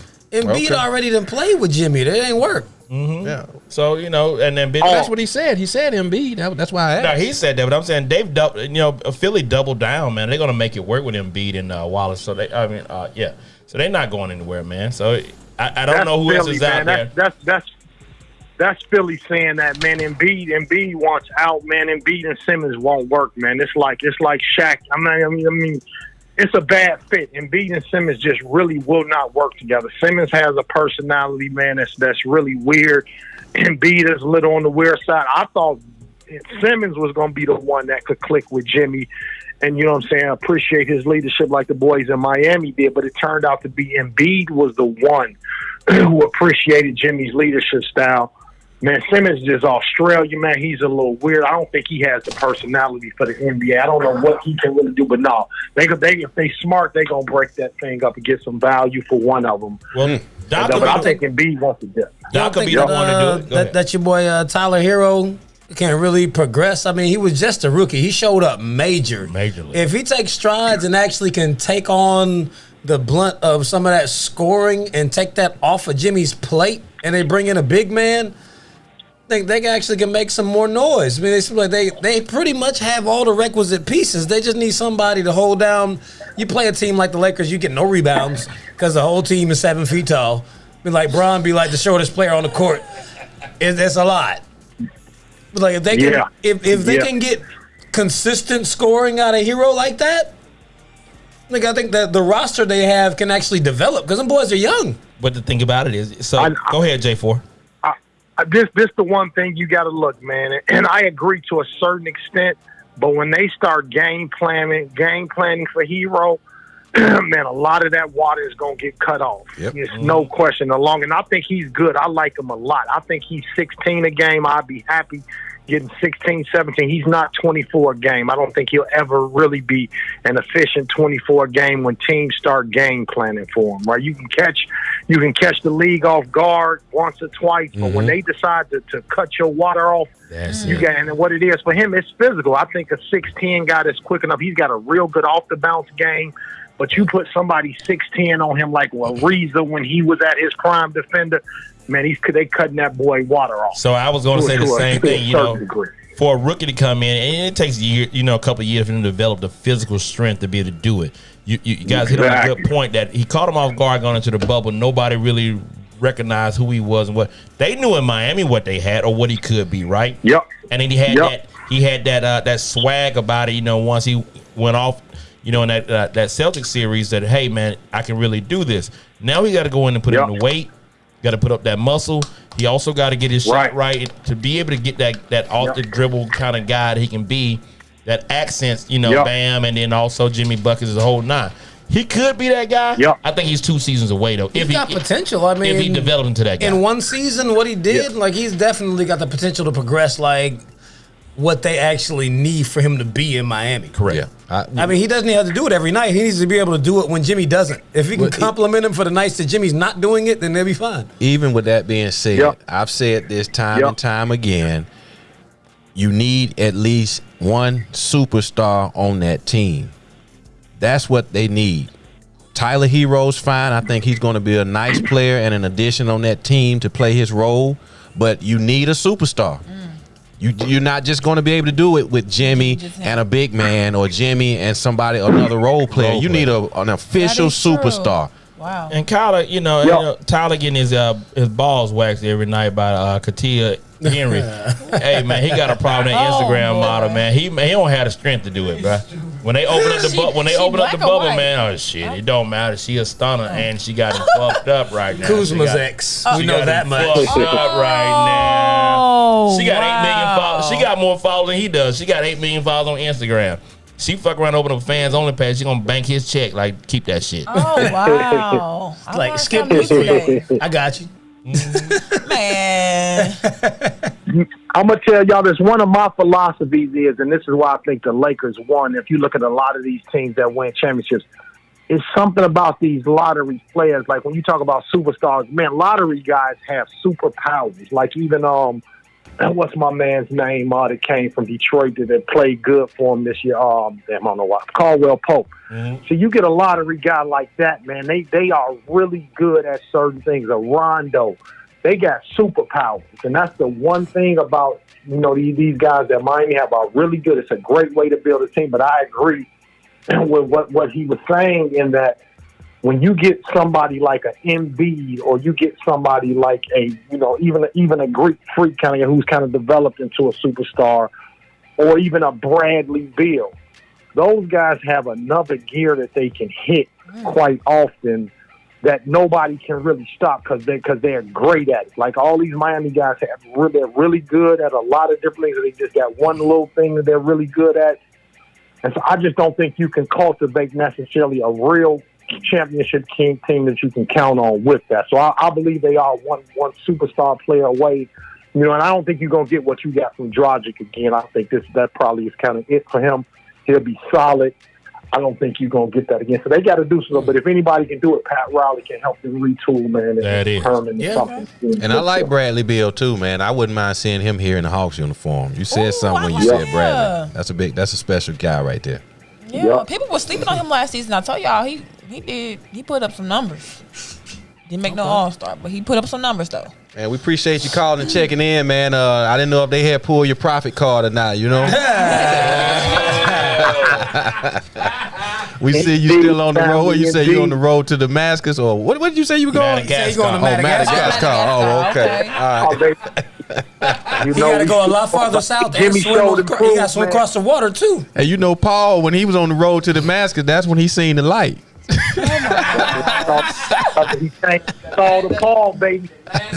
That's what's up, baby. That's why my new prophecy, fellas, I'm going to leave y'all with this. My new prophecy is this, fellas. Jimmy Butler, Hall of Fame, baby. Okay. He's going to make it in. Nothing wrong with that. Jimmy Butler. Thanks. Very respectable. Thanks, man, for calling in. J4, appreciate it, brother. Thank you. Yes, sir. Peace, y'all. Peace out. All righty. Put in a much longer prophecy this time. Yeah, that's right there. That's one of them Nostradamus prophecies. They're going to decipher that shit by the time it's over with. All right, let's see. Where were we? Okay. I'm not skipping. The New York Jets released Le'Veon Bell yesterday. You had to split your lips like that, do all that? This gloss. No, but you went. It's the gloss. It's the gloss. We saw you put that Wet n Wild on in between the sessions. I can't be on here. I saw you hit that Wet n Wild. Not the way. It's hemp oil, not Wet n Wild. So you getting hot on the show with the lip gloss? No. I hope you didn't get pissed. Got that gloss by Jimmy Buckets. Got that Jimmy gloss. Y'all, they too much. Just don't mind them, okay? Just they too much. Do your thing, Lele. Oh, always. All right, so the New York Jets released Le'Veon Bell yesterday. So where is the best landing spot for the former all-pro running back? Because this situation, what happened when he was with the Steelers? It just seems like he can't never stay in like one team for a good minute. So what do you all think? New England. I'll leave it at that. Man, I think the Steelers didn't want to pay him. Well, yeah, they should have given him his money. That's true. I forgot about that one. He fit perfect for their system. Everybody's been saying New England. New England has plenty of running backs. They got the number 2 rushing attack in the league with at least 6 different running backs. Sony is on IR. They just deployed Damian Harris this week. Rex Burkhead has been doing his thing. James White is still in there. Still got Brandon Bolden, Lamar Miller. J.J. Taylor is activated, and they started running him. We don't need any more running backs in New England. I don't think they're going to pull the trigger on him, especially seeing as how he's going to want money. Where I see Le'Veon Bell going is to the team that seems to not have a salary cap. Because every player they bring in, all of a sudden seems to get the highest salary in the league at their position. I don't know how anyone's capable of doing that, but he's going to be with the Rams. Oh, okay. I didn't expect that. Jalen Ramsey, Aaron Donald.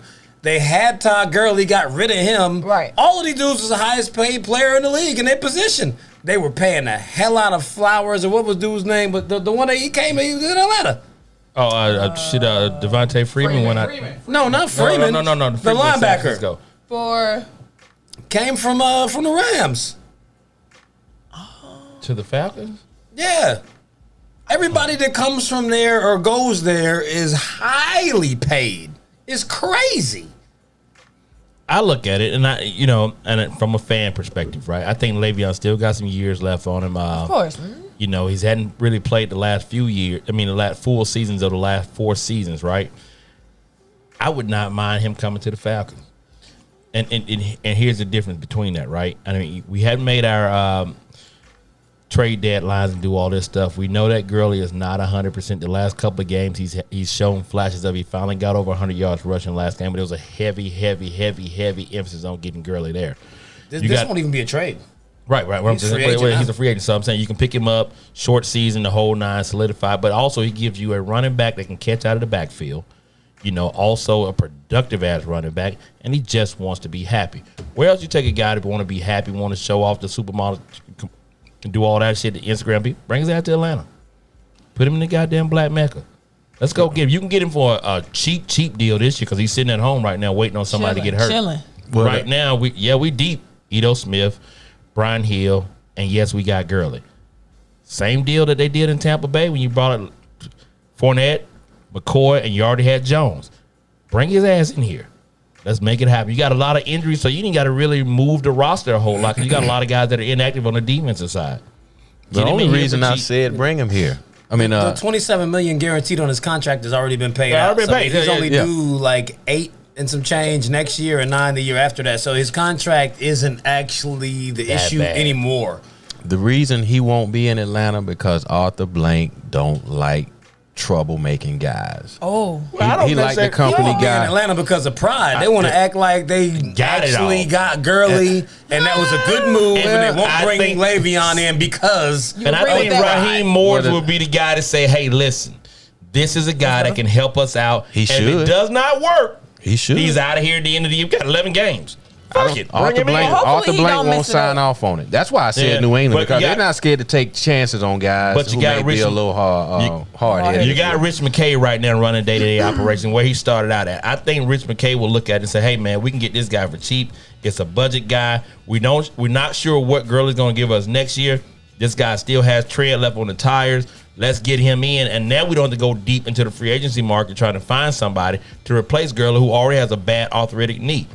It's a perfect fit right now to move forward. Well, and Le'Veon Bell has to want to come here. I'm sure he wants to go somewhere and be a contender. He want to play. Why would he want to go to an 0-5 team from another 0-5 team? That's what I'm saying. But he wants to go to a contender. Right now, he wants to play. Yeah. And if that was the case, the minute he hit they released him.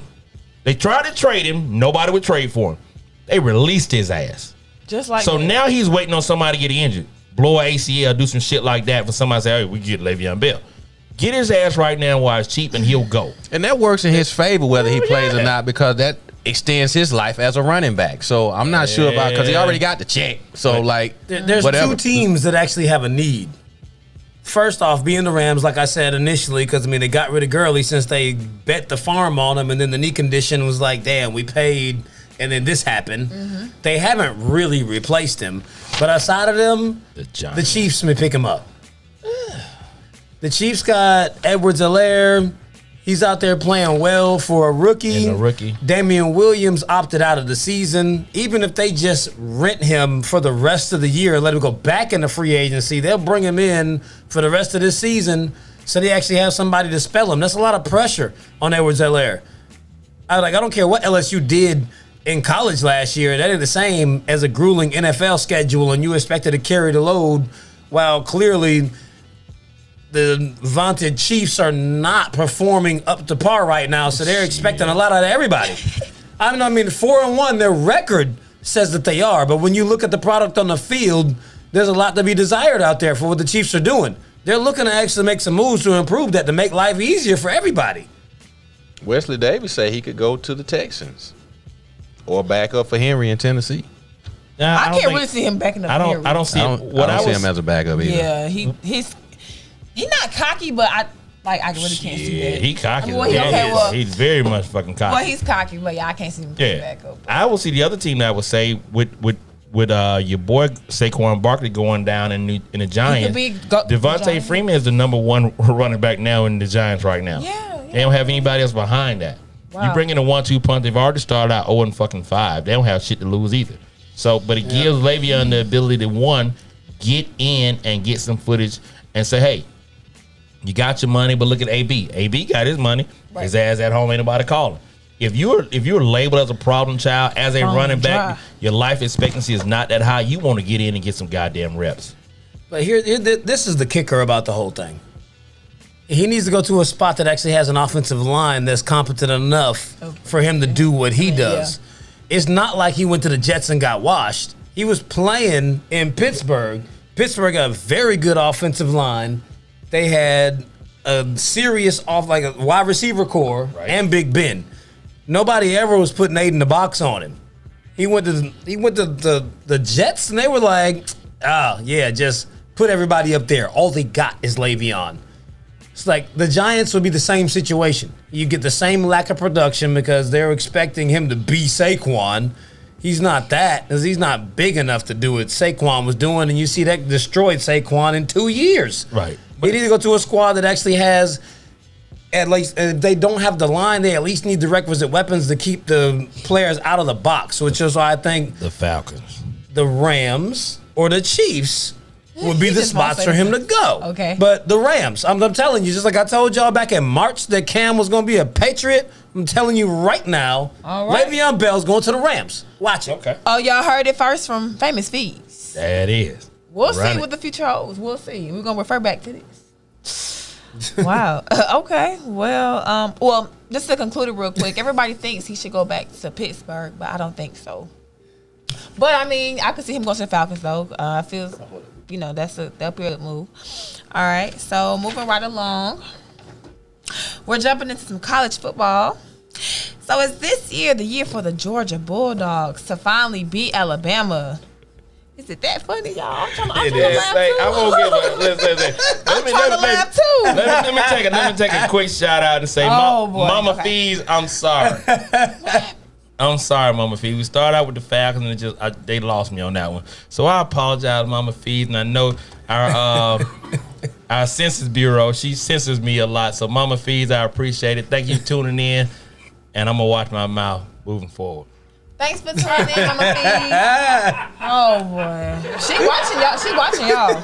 Yeah. All right.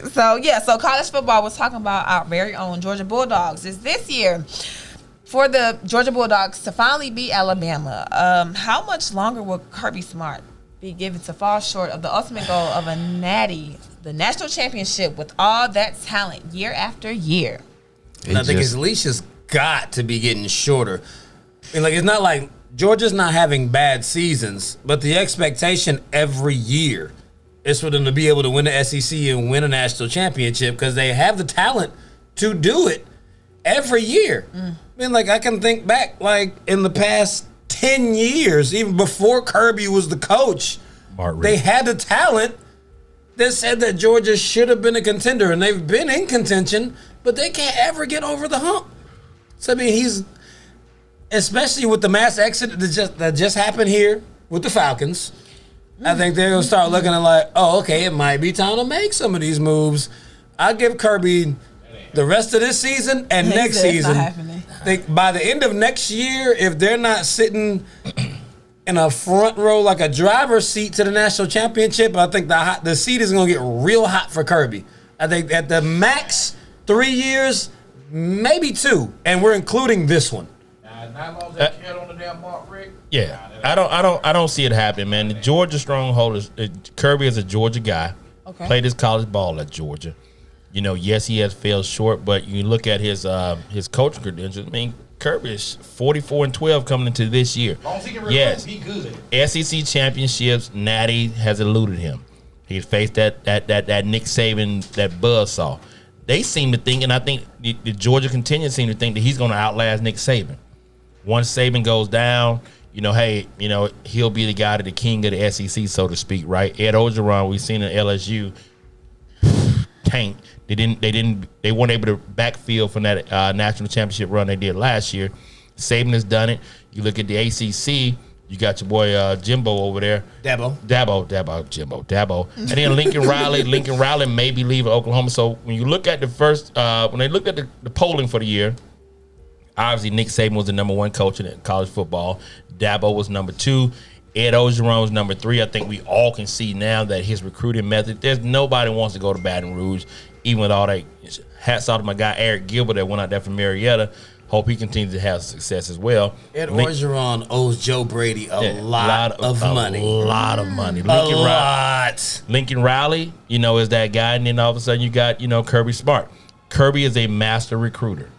He does have to do, and we all, from a fan perspective, we look at how he handled the Justin Fields situation. We like, man, you effed that up. But he still had 4 or 5-star running backs in there. You know, we don't think that Stetson Bennett is going to be the guy to bring us over the top this year as well. So we know we're probably going to fall short with that. I don't believe Stetson Bennett is going to beat Alabama this year. And to probably have to face them twice, you know, the game that was supposed to be this weekend, and then, you know, foreseeably the SEC championship, I don't know that he can do it, right? And maybe make another quarterback change there. I don't think Kirby's in any kind of hot seat. I think he's really, you mess around and go, you know, you win 12 games this year with the bowl game and all that stuff, he may get a contract extension. Like, that's just how Georgia is. You know, it's just not one of those things where they're going to turn their back on this guy, and he's been doing well. Yes, he has not won the Natty, and he can't get over Alabama, but how much longer does Saban have? You know, 4 or 5 years, maybe. I don't think Georgia. But I don't think they're going to give him 4 or 5 more years without being able to do it. They want him to be able to beat them. Just like when a coach comes into Michigan, they're like, hey, can you beat Ohio State? If you can't, you got to go. They give you about 3, maybe 4 years. But like, you got to also put up the kind of records that Georgia's put up. Like, Kirby has gotten a good record with talent, right? There's no question his talent has been on par with the Alabamas and the Clemson.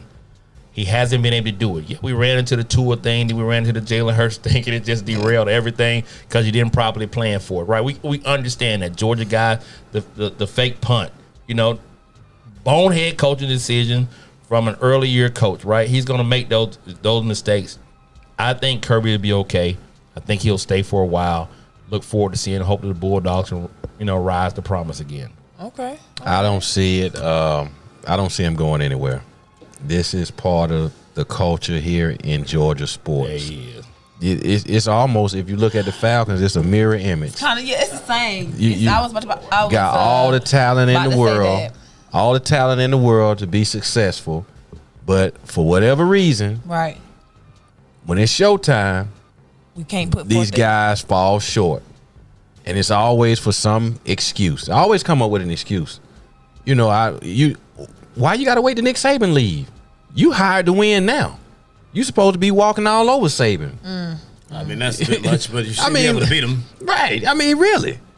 Yeah, it is scary how, like, in general, Georgia teams, it's that same narrative. It's the culture. Right? It's a culture here that has not changed, and it's sickening, especially for a fan who wants to see their team do well.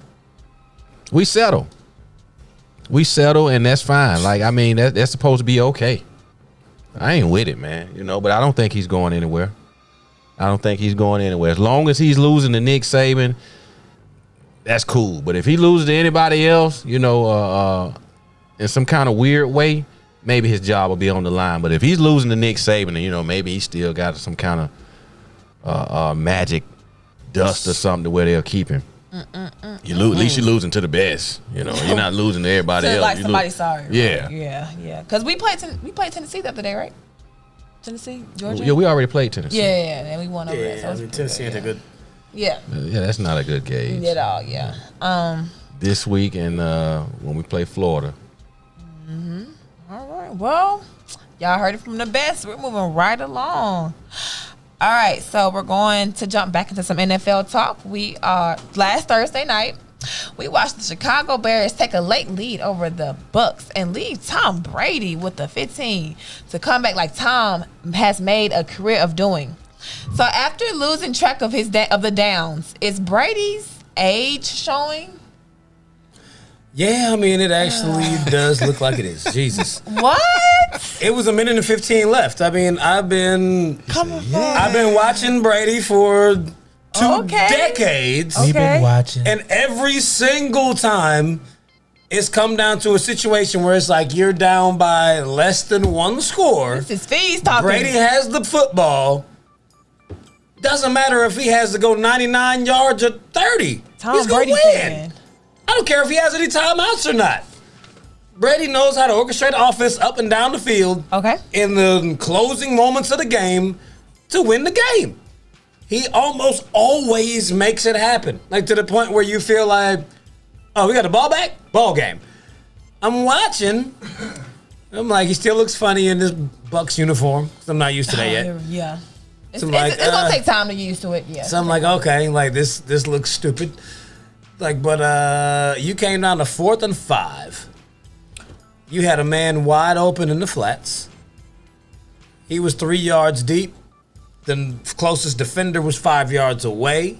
He'd have easily gotten the first down, but you chose to go about like 15, 20 yards downfield to a man that was nowhere remotely close to open. And then turn around and look at the referee like, do I get another play? Hold on, it's 4th down now, right? So hold up, like you didn't know what down it was? What the hell is that about? That's pretty embarrassing, knowing that it's coming from a top tier. You know what I'm saying? Quarterback. That is embarrassing. We can say the GOAT. You can say the GOAT. I don't even like talk about Tom like this. I know.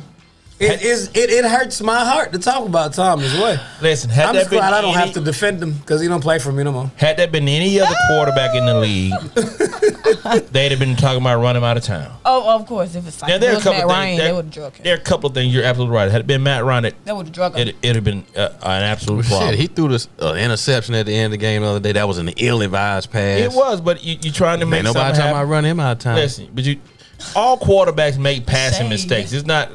People act like quarterbacks got an infrared light on and say, hey, this guy's always open, this guy's always open. When you sit in that pocket, you're scanning, you go through your read, somebody always pops open at some point in time that you may not have seen through your progression. They go through progression for a reason. So that's not, I can't knock that on that. But I will say Matt made a mistake. He did make a mistake. Tom, on the other hand, when the players got off the field, they jumped up. The defense is running off the field. He goes to the back judge and like, Yeah. like he's arguing the point. Like, Yeah. I got another down. Yeah. He was for sure that he did. And so when you, I thought I was tripping. I was like, wait, maybe they do have another we play. all did. Commentators, everybody started. So that tells you about Tom Brady, right? Even the commentators like, well, wait, Brady thinks he has another down. Like, and he's going to the refs like, I got no, we're here. Then he's looking on the sideline like, y'all crazy. The only explanation I can give for this, right, is the fact that Brady must have had, the offense coordinator sending the plays through the headsets and whatnot. Somebody on that line said 3rd down. You got 2 down. There's 4 down territory, yada, yada. They might even say 4 down territory. He misunderstood what that was, and then he thought he had an additional down. Look totally non-Brady-like, right? We'll give him that. There's a chink in the armor. We want to say he's old, this, that, and third, but you look at his play. I said it. He's an old guy. He's getting hit a lot now. He is getting hit now. They are tapping him a little bit. He ain't used to getting dirty. He ain't getting those roughing the passer calls like he's used to getting in that Patriots uniform. He may have been a little rattled. We've seen him rattled before. The Super Bowl with the Falcons. Got off in that behind the first half. He was a little rattled. We've all said the way you beat Tom Brady, the way you beat Aaron Rodgers, get him off his mark, right? Well, it happens. It's slightly different between those. It's slightly different, but I'm just saying, Brady is you get him off his mark, make him move a little bit, make him do something he doesn't want to do, and that is use his feet to throw passes. It happens. So Tom shows that he's not quite human. Is that an indictment on his age though? I don't think so. I just think he just made a mistake. Yeah. Being a competitor. Yeah. And some would say he ain't used to the offense. Nah, I don't take that. Yeah. Well, I In that new looking system. at his who was that reporter from ESPN that came out on his page and said you don't have Belichick in your ear down here. And that's true though. Cause had he been in New England, they probably would have replayed it down. Come on, man. Oh my God! They probably would have replayed it down. If he had been in New England, they probably wouldn't be first in the league in offensive penalties. Ooh. Wow. Shots fired! I like that one. Yeah. That's what he's dealing with. Austin Jackson say tell Drew Brees that. Yeah, Drew Brees is pretty old, man. We know that. Hey, Christian Thompson, how you doing, love? Good to see you. Hey, now you want to chime in because the Falcons lost to the Panthers. How that baby doing? Did you know he went from the least penalized offense in the league to the most penalized? Did he? Didn't realize that.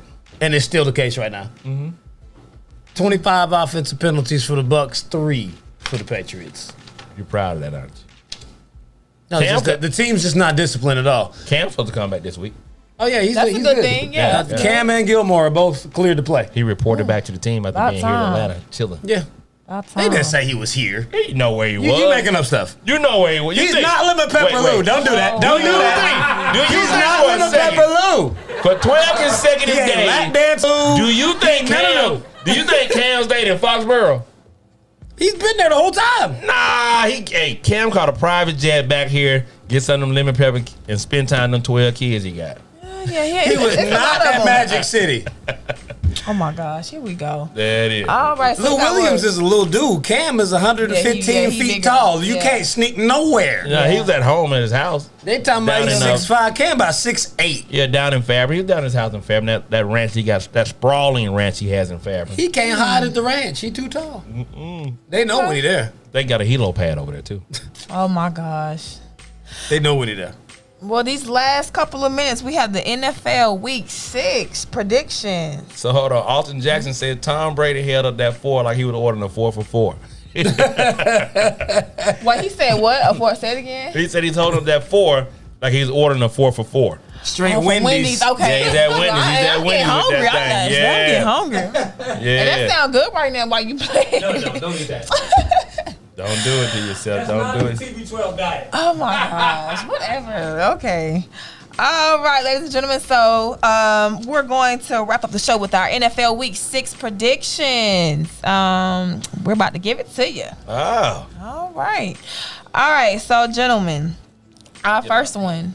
Let me get my pen. Go ahead. Let me see.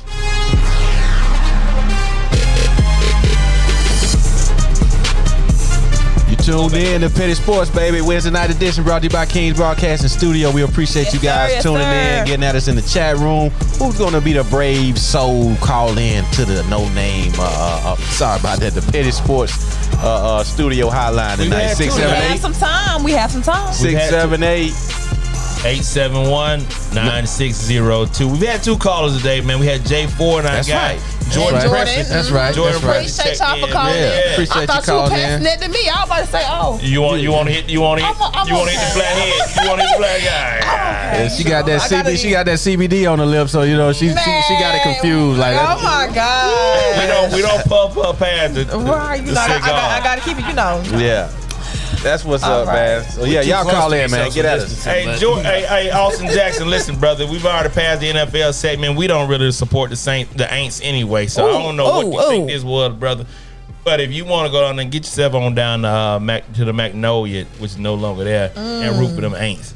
It's all dirty birds around here rising up. Yes, sir. Nothing Even though they make us about mad, this. but we still love our team. Oof. Love it. Oof. Don't call up in here talking about Nola nothing. All right, y'all, let's get to it. So NFL Week 6, our first ones, we have Houston at Tennessee. So, gentlemen, who are we picking? I got Tennessee. Oh yeah, Tennessee by 5.5. Tennessee is at home. Like, but the way they just destroyed Buffalo, They demolished them. I told y'all what was going to happen. We got to talk about the I'm stiff taking arm. Tennessee. Did we show the stiff arm today? No, I don't think we did. We got to talk about stiff arm. One of the guys in the chat earlier was asking like, "Yo, man, we got to go and show one of those I memes." seen that too. Yeah, I'm taking Tennessee as well on that. And so listen, when you out here in petty sports land, Feez does it with the points. The rest, I think Mike, you attempting to do points as well.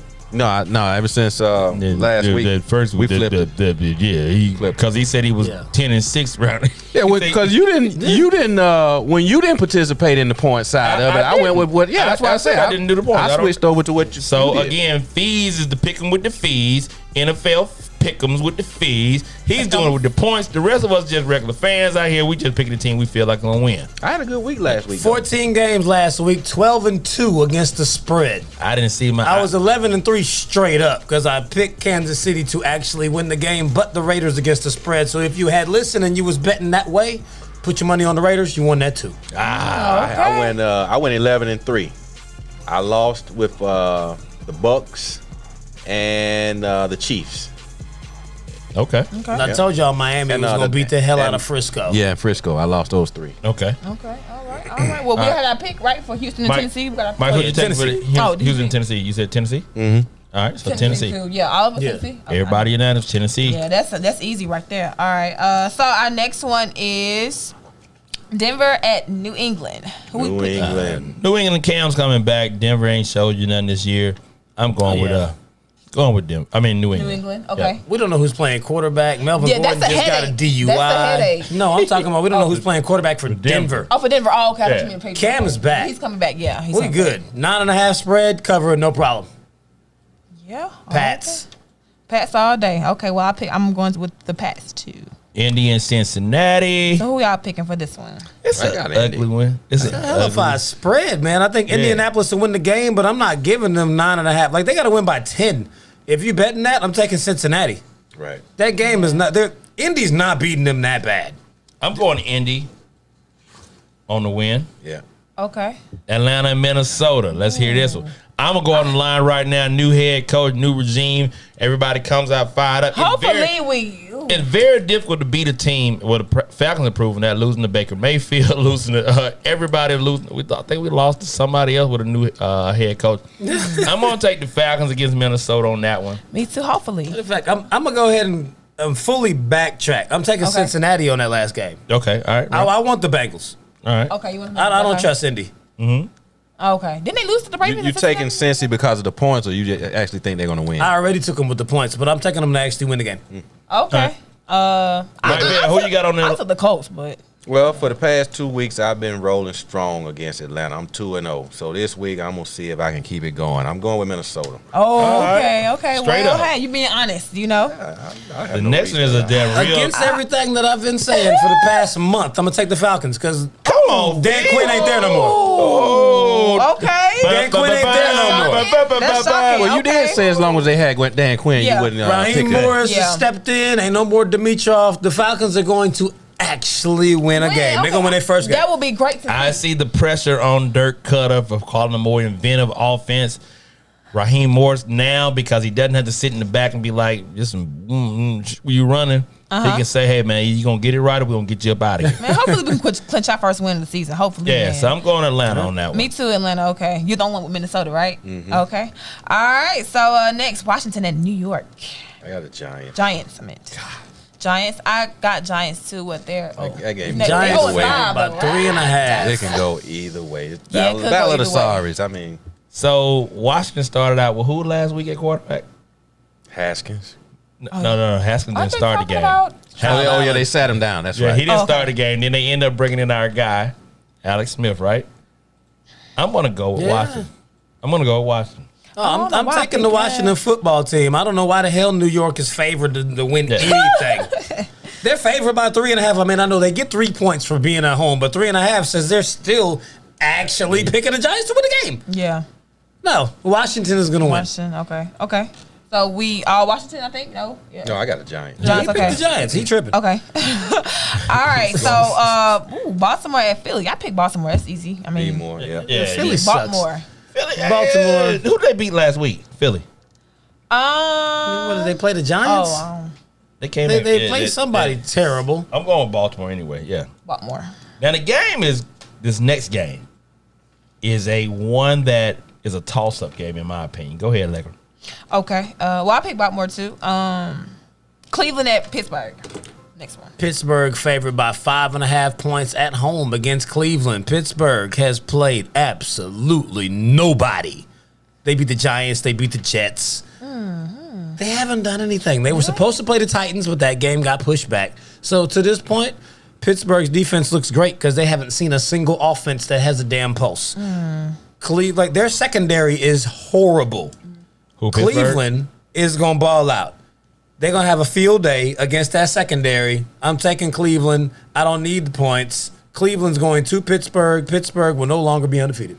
I say Cleveland as well. Cleveland defense, you don't want to give them the props for it, but their defense is lights out right now. Oh, okay. And if they can ever figure this thing out with the offense and Baker Mayfield shows up. Long story. Sorry. Okay. If the offense shows up this week with all the weapons they have with Landry, Odell Beckham, Kareem Hunt, and all that good stuff, man, and then Chubb. Chubb is out. Chubb's on IR. Chubb's out. So I think Cleveland would pull this one out as well. I'm going with Pittsburgh. I'm going with Pittsburgh. I'm going with Pittsburgh. Yeah, me too. Yeah. This side of the table knows what's up. Oh. Okay, whatever. Next. Okay, Chicago at Carolina. Carolina favored by 3. I've been riding with this Carolina train. They've been winning for me. Okay. They at home. I don't trust Nick Foles or Mitch Trubisky to be consistent with anything. I'm taking the Carolina Panthers. With the way the Carolina bounced back without having a Christian McCaffrey last week and put together a good game, a comeback game, I'm going to go with Carolina as well. Okay. Carolina, for me. That was an easy one for me, so. Yeah, I got Carolina.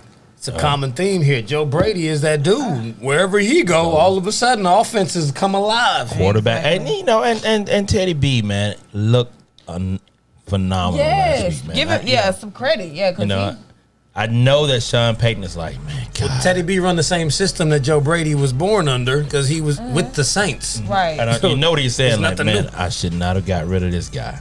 Oh, well, too late now. Yep. Yeah, because he did, he did hold it down when he was with the Saints. So now he, with the Carolina, so he holding it down with them too. Yeah. All right, so Detroit at Jacksonville. That's ugly. Detroit's favored by 2.5 to win this game. I'm taking Gardner Minshew and crew. Give me the Jags. Yeah, I was going to say the same thing. Okay. And you just look at it, you say, Detroit is just Detroit. They're just Detroit. Like, I mean, you want to talk about snake bit teams and all that. It's just Detroit. And I think this is going to be the last year for our guy at quarterback up there. So I'm going with Jacksonville. I'm going for Detroit. You like their uniform? I'm just she like that Barry Sanders blue. Blue is my favorite color, so yeah. Did you pick? I'm taking Detroit. Detroit. Okay, see, we know what we're talking about. Yeah, we'll see next week. All right, New York Jets at Miami. Ooh. Dolphins. It's the Dolphins by 8. They'll win by far more than 8. The Jets have completely Sam Darnold's out, right? He's benched. Out. Yeah, Joe Flacco's playing. Benched. Not out. Darnold. Benched. I mean, yeah. I tried to make it cute, but yeah. I'm gonna go Miami as well. Miami, man. yeah. Miami. Yeah, that's easy. Miami, okay. Yeah, Miami. Surprisingly, Miami doesn't suck right now. This next game is a highly anticipated Green Bay at Tampa Bay. It's gonna be a dogfight. Tampa's that's gonna favored be by a good 3 game. at home. So again, can Tampa Bay's Have my wine defense cooler slow with that. down this high-powered Packers offense? Can it happen? I don't think Green Bay will be able to stop Tampa Bay defensively. I think that's where the Battle of the Bays. the battle will come in. I'm taking Tampa Bay. Begrudgingly, I'm going with Tampa Bay. Okay. I'm going Green Bay and Aaron Rodgers. I think they're going to keep the winning streak going. I'm going Green Bay as well. No, I think Tampa is going to hit that bounce back after the way they lost that game against Chicago on primetime Thursday night. Brady is going to be on a mission. He's going to come out and have a very good game against a weak Green Bay defense who also, like Pittsburgh, has not played anybody for their undefeated start. Okay. All right. Y'all heard it there, ladies and gentlemen. Rams at 49ers. Oh, the Rams. So Rams. watch. Yeah, 49ers are done. Okay, yeah, that's no discussion. Okay. Vegas is giving away money. The 49ers are favored by 3. They tripping. Okay. Okay. All right. Kansas City at Buffalo. I'm going to go KC. I don't think they're going to have another game like that. I think they'll bounce back and put it together.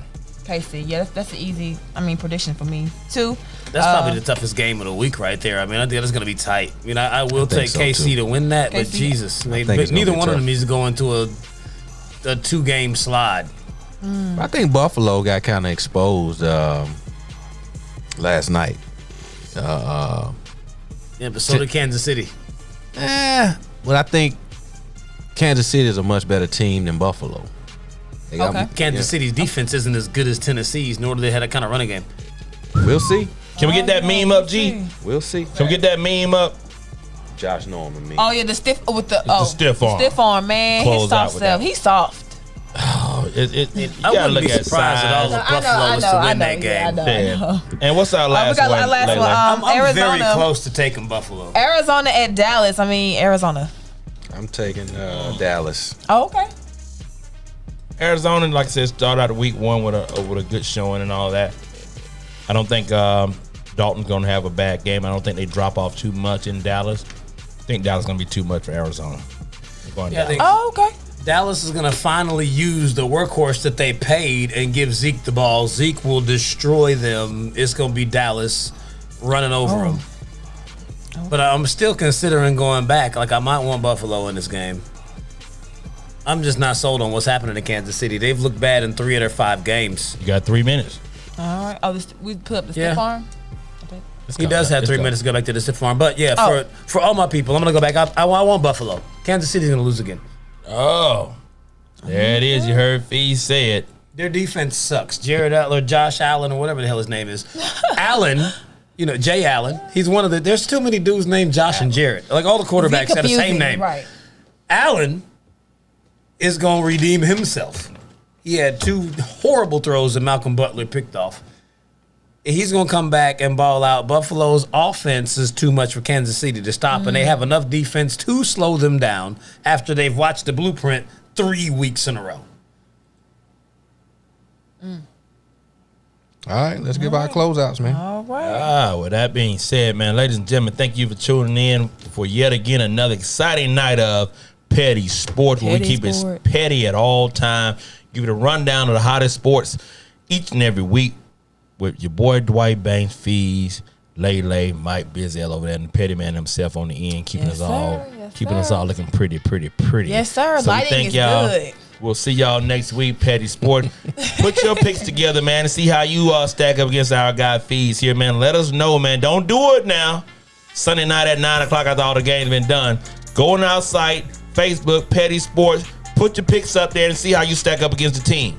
We'll holler at you next week. Petty Sports, I'm out. All right. Yes, sir. Post some things in there. Give us some receipts. Y'all see how you stack up, because, after we got a couple of weeks of the season and I've been out here killing this thing, and I got a chance to evaluate, then you really don't even want this smoke like that. So, your best bet would be to just go ahead and put your money on my picks so I get you paid. But that's what it is. It's Famous Facts Fees. We got 3 Fs now. It's the triple F in this thing. Yo, y'all know how to find me. Famous Fees. Instagram, Facebook, Twitter, YouTube. Follow me. Like it. Subscribe. Share. Cash App. All of that. Holla at me. BMO. Well, glad to be back. Glad to be back as always, ladies and gentlemen. And you know where to find me, Alaygra_Wells24 on Instagram. Much love. Yeah, Mike Bell, baby. Closing out. Thank you for joining the show tonight, Petty Sports. 8 o'clock every Wednesday, brought to you by Kingz Broadcasting Studio, man. Thanks for everybody that started the watch party. You know what I'm saying? They kicked it with us tonight, called in, J4 and Mr. Jordan. You know what I mean? Hey, appreciate that. That's what we want. We want to hear from you guys more often. Thank you know you, what I mean? thank you. We don't bite. Just have your shit together when you call. But you we know what I petty, mean? though. We petty. Yeah, we keep it petty at all times. Do believe that part right there. But you can go check out the shows on the different platforms, man. Old as well as the most current one as of tonight. So on YouTube, Facebook, Twitter. You know what I mean? Just go check us out, man. We got a radio station, the Pulse 880 over on Simple Radio. Play music 24/7, and all of our shows air over there during the week, man. So check us out, and we thank you guys for tuning in once again, man. Without no you, there is no us. ATL ho, and yes, we sir. out. Yes, sir. All right.